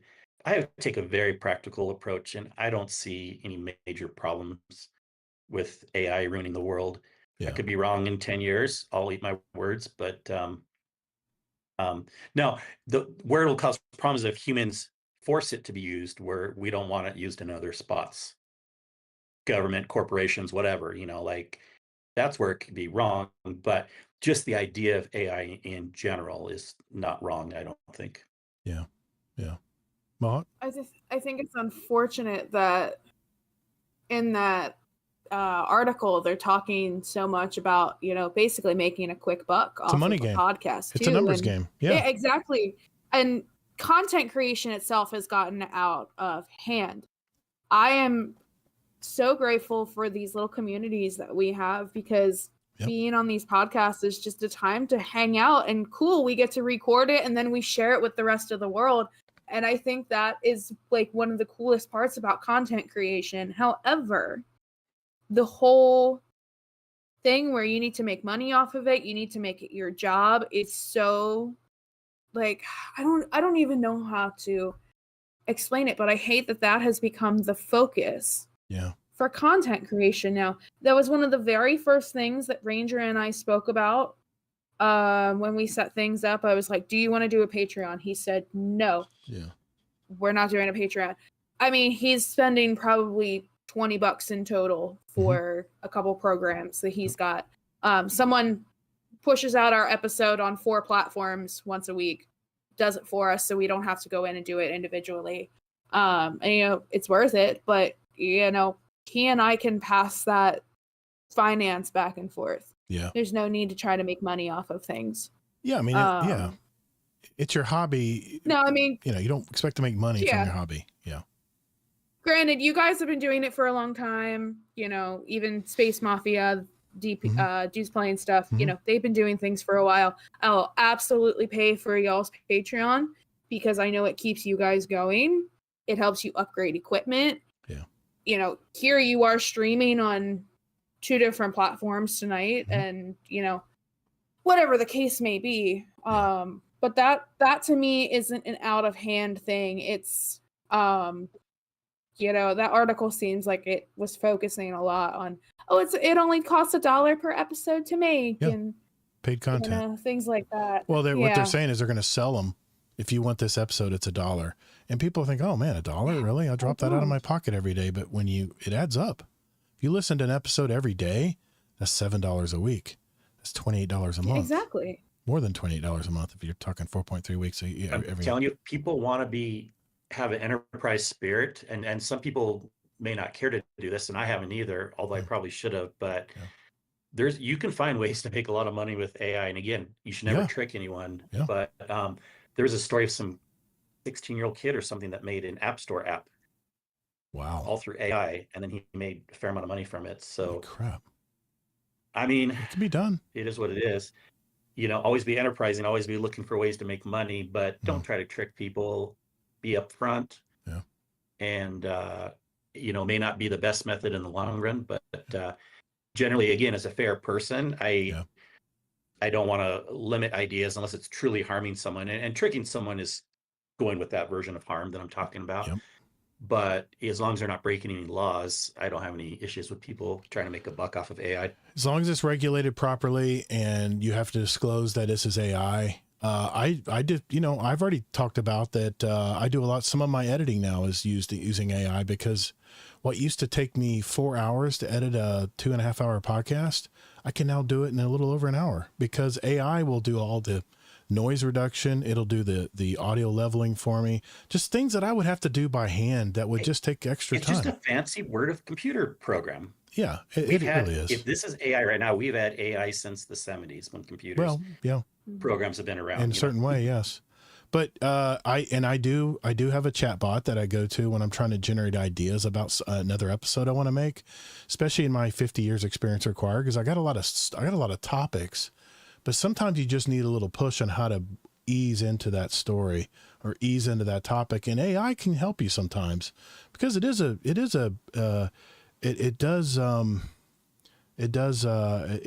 a text writer basically. It tries to think what you're thinking. You could even give it prompts like, hey, write it in my style, or things like that. You can give them a sample of your writing style, and it can get it back to you in your style. I actually did a story on the last, I'm going to be honest here. I did a story on the last Roundtable when we had Zombie Pops and Deadpool 1 Merc on, and it wrote me a script, AI script. I had a handwritten script, and I decided to go with the AI script because it took out about 2,000 words of the script I was about the story. And I listened to it back, and I says, I'll never, ever do that again, because it didn't sound like me. It sounded like I was literally reading something off a screen, and it wasn't. Well, I even told you, right? I was like, It was weird how you said it. Yeah. That's because AI wrote that script. I tried it one time because I think I had spent a lot of time on another part of the podcast, and I ran out of time, and I got desperate, and I said, okay, I wrote out basically what I wanted to talk about. And then I said, okay, AI, write this script. I submitted my script. I said, write this, but knock out 2,000 words. And I'm telling you, it did not sound like me at all. And that was my lesson learned. If you go back and listen to our last Roundtable episode, I was the last story, and I was talking about Sony and PlayStation and Bungie. And if you hear me talking about that, I was reading from a script that AI generated, and I was so uncomfortable the whole time reading that. And now I learned my lesson. It's all about, that's a prime example of how the human element has to be in your podcast. And if you want to, if you want to be able to connect to people. But I did mention that I do use AI when it comes to idea generation. I don't use any AI art. My daughter does all my artwork. I try to keep her employed, and things like that. But yeah, as far as the Patreon element there, Mohawk, I actually sent my podcasting costs to my accountant, because I can write off some of it, because I loop it in. I can take it off some of my personal income, but it's a very fine line when you're doing that kind of stuff. But because you have to treat it as a business when it gets to a certain level. In Patreon, you're getting paid money. Mm-hmm. You have to report that money to the government. And because of that, I actually got to see what I was paying throughout the year. And it was thousands of dollars every year that I was paying. And just Discord boost, the AI program I use to generate ideas for whatever it may be. I have subscriptions to a ton of stuff, including our new bot that we just have, the Sesh bot, our Xbox, damn it, Todd, our Owl Sector Alliance, our Owl Sector bot that we use that creates the group ups where you can plan events and stuff, because our last one that we were paying for crapped out. So Kingsley introduced me to it. You guys pay for that. That's the only way I could afford to do it. So we pay a monthly fee to that place. to able to have that in our Discord. And I can go on and on. There are little things. If you start, it's literally death by 1,000 cuts when it comes to cost, when you're trying to run a community and run a podcast. And yes, some of them I probably don't need to do, but it just makes the production better. And because of that, and because we have a Patreon community that does that, I feel I need to give something back to them. That's why I produce Patreon episodes. It's something I can give back to as a thank you, personal thank you to our patrons that month in and month out pay that Patreon. And we have some Patreon supporters that pay a lot of money every month to keep our production going. So that's why they get called out every week on our show. But I don't forget, I know every person that is in our Patreon community. And it's just amazing. And I got to give it to Arisen Phoenix. He's not here now, but he was in earlier. He's the one that convinced Hazel and I to even start one. He goes, man, if you did a Patreon, I'd be the first person to sign up. And we decided to do it. And look where we are now. So not that this is some kind of selling point for Patreon, but it's did a good job selling it. It's just part of the cost. You mentioned Patreon when you guys are starting a podcast, and I think Patreon is a good service. It's a way your fans can actually make sure that you keep podcasting and that it doesn't become prohibitively expensive. So, because you'll find out as you your podcast starts to grow and you start to have a bigger community, it costs money to maintain that stuff. So yeah, well, even I started boosting our own server because I want one of those little server tags now in Discord. Yeah, MJT2, you nailed it. Patreon is like a tip jar. When you go in and when you go to the fast food restaurant and you zap your card or you scan your phone and it says leave a tip, I'm like, wait a minute, you guys don't even pick up my trash. I got to put it in the trash can too. Why am I giving you a tip? But I'm thinking if my daughter worked there, they probably take a cut. They probably split the tips at the end of the night. So damn it. Okay, I'll tip. Fine, whatever. I'm not going to miss that 10% or 15%. So, but it's exactly what it is. It's like a tip jar. So I don't know how we got off on that subject, but this whole podcast has been so AI focused. It's crazy how much that is integrated into our lives now. But that's it, guys. That is our show tonight. I want to thank Mohawk Angel and Arulin Ranger 01. He had to go. He had to attend to his special needs child, and but we thank him for being on the show as well. Before we go though, Mohawk, I want to hear about this podcast you guys are doing. Give us the plug. Boy. Give us the plug. We want to hear about what this podcast is. What's it called? Shameless plug. What's it about? Tell us about it. Yes. So, about 6 episodes now ago, Ranger and I started a podcast called Beyond the Level Up. We are an adult podcast, quite literally centered around being an adult, while balancing having various hobbies and interests and keeping up with responsibilities like work, being parents, tending to self-care, whatever you have to tend to as an adult. It's been a lot of fun, a lot of banter, a lot of giggles. We've had some of our very best friends of the gaming community come on already and chat with us. Like Elmer Fudd talked about D&D. One of our community members named One Lucky Bug talked about how she's a graphic designer. Nice. We had Eggman talk about D&D and something else. I forget what it is.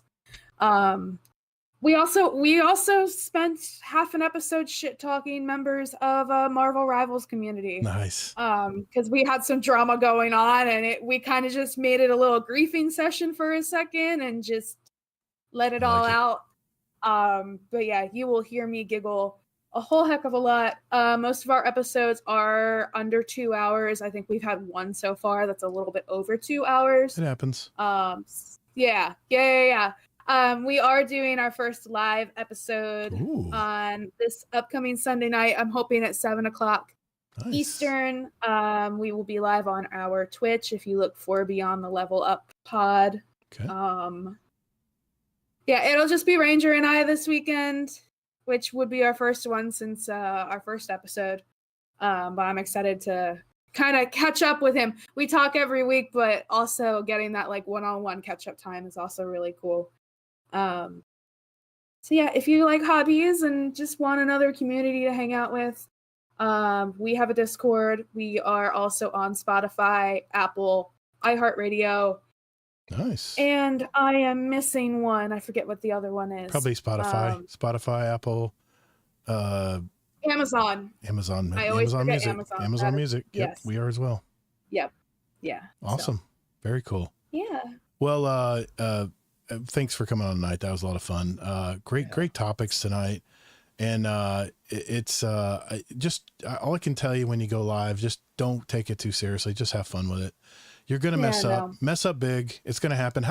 I know there's people listening to this or watching this show tonight who watched our first handful of live episodes, and they were a train wreck.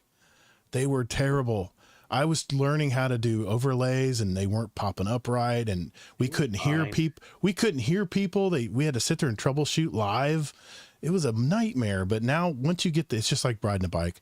Once you get to doing it a lot, you get used to it. You learn everything to press, and it helps that I have 4 screens to look at, so I can spread everything out where my ADHD doesn't get too crazy.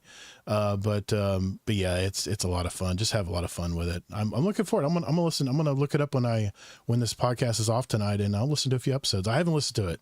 I didn't know anything about it, actually. I didn't know you guys had a podcast. And then when you said you did, I said, oh, you guys got to come on and talk about it. So our origin story is kind of funny too. I'll have to tell you that later. Okay. Before we go, this is kind of in the post show now. This is the way it'll sound in the audio anyway. Thank you, Zombie. Appreciate you, brother. Vanilla Gorilla had a quote mind melting question that he wanted to ask us before we log off tonight. And Vanilla Gorilla, the floor is yours, man. What do you got? Throw it at us. What's this question you want to ask us tonight, man? I'll give you a few seconds to reply here. Hopefully you're still there. Is he still around? I think he's on Twitch. I think he's on our Twitch. I told him earlier to have his question ready. Just in case. He says, I'm convinced Todd is AI. I don't know one human that would wear a Gators hat. Do or that die. Is earlier. Do or die. I'll be a Gator fan till I die, even though we're a mess right now and our coach and quarterback is having problems. I mean, we have such potential, but no, I stand by my team. I'm not a flipper, man. I was born and raised in Gainesville, so it says failed to send. Oh no! Send in Discord. It's probably too long. Yeah, send it to us in the Discord, man. Post it in Discord. Oh, in the questions? Okay, I'll look it up. Hold on, I'll look it up. This is the After Dark version, so we'll look it up here real quick. And their Destiny questions, Destiny podcast. Let me look here. There we go. Okay, I got it here. All right, here we go. Vanilla Gorilla.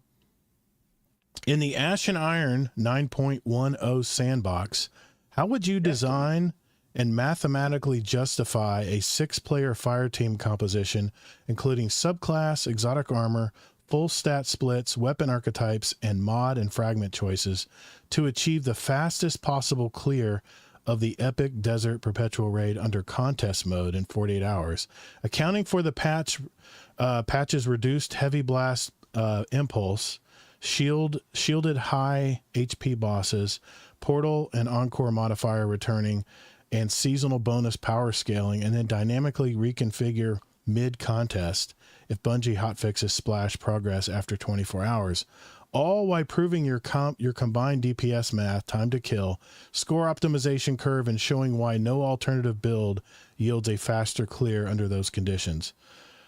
Man, brother, that is a question. Gotta be a joke. Gotta be a joke. I hope he's joking there because Kingsley, we still haven't finished the Desert Perpetual raid. We're still learning it. I don't know, maybe you have on the side, but I haven't finished it yet. We got a private raid group that we've been trying to go at it every couple weeks, and we're getting further and further into it. And then, we haven't, I mean, it's very much a project for us. The point is no one can answer this. Even the streamers are like last second having to change their builds. Yeah. I was listening to Lucky earlier, and he was saying, this was today, he was live, he's like, we still don't know the ban list. Now, of course, they gave it in the twit today, right? But only a few days before. Like, that's crazy, to have the banned list of weapons. So if you have that much faith in us, Vanilla Gorilla, that we know what the hell you just mentioned, you're misjudging us, brother. I'm in the casual list now when it comes to Destiny. I'm not hardcore like I used to, man. I'm not hardcore. I have other irons in the fire just so you guys know, I have 2 other YouTube channels I'm working on right now, totally different from gaming. I've got, of course, you guys know I have 50 years experience required. It's my latest podcast. It's a solo podcast. I have another, not podcast, but YouTube channel I'm building right now. I'm already doing the filming for it. Man, when do I have time to do a perpetual desert contest raid? Well, the bigger thing is just you wouldn't care. But even that's kind of the point I'm getting at too right now, Vanilla Gorilla. Like, look, even when I raided a lot, I guess you don't know enough of my backstory. Like, I wouldn't have cared all this shit that you bring up. Like, I wasn't a day one raider. It's just too stressful and too like not worth it to me. It's not, the juice isn't worth the squeeze. Excellent question, but like I couldn't even begin to answer it, nor do I really care, but excellent question. I tell you what I will do though. I will share you my latest Warlock build, and I can't take credit for it. Geez, that's nowhere close to. I actually got it. I actually got it from one of the Destiny streamers out there. I don't remember which, but this build has been, I've been doing solo ops and Grandmaster, and I've been annihilating stuff. And it's not a health build, which normally you want a health build. But for some reason, I have to log in my proper account. I wouldn't worry about it. It's not going to be anywhere near what he's asking. Yeah. You know. Well, I'm gonna at least show it, because there's been people that have been wanting me to mention builds, and since we're in the post show now, I'll just mention it real quick. You're still dying a lot with this build too. You're always changing builds and raids. I actually used this in our last Desert Perpetual raid, in fact. I know, and didn't you even complain about it at one point? Well, the reason I was dying a lot is because I wasn't using it correctly. There's always something. I wasn't using correctly, because you have to use it correctly in order for it to do it. Okay, I got it equipped. This is my current build that I'm using here. I'll share my screen here. It is my shoot. I'd have to go in game to show it to you.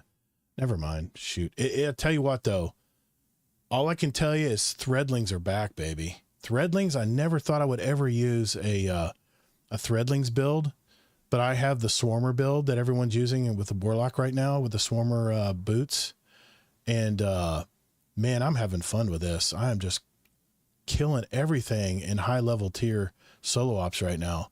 And the fact that they're making it easier going into the next patch in a couple of weeks, it's going to be even more fun to use. We'll see if people actually use that in the contest raid. We'll see. I guarantee you people are going to use this if they're Warlock, but I've heard also that a lot of people are going to be using your solar Song of Flame. I think a lot of people are still depending on that, because you can stack so many buffs right now in when you're doing raids for DPS. So we'll go down that we'll go down that rabbit hole tonight, but because I respect everybody's time here. But I was going to show you the build, but it won't show up right on dim. Anyway, I'll post it in the show notes if you want. Gator says he has the build that all the streamers are going to use on the contest mode raid. So there's not going to be any hot swaps. So you're going to have a build that's very versatile. The hot swap is not going to be allowed. So I'm curious, how that's gonna work. So anyway, thanks everybody for coming on the show tonight live. If you're watching this playback on YouTube, on Twitch, thank you for watching. Make sure you hit the sub button on my YouTube channel. Hit a thumb. Hit any thumb. I don't care what thumb you use. There's no middle finger, so it's either thumbs up or thumbs down. Hit a thumb just to say you engaging with my video, and that'll probably tell YouTube to share it and show it to some other people. And I just appreciate you guys being here tonight. And that's it. So thanks everyone for Kingsley Mac and Mohawk Angel and Arulan Ranger 01. Have a good night. We'll see you in the Discord. Later, Guardians. Yeah.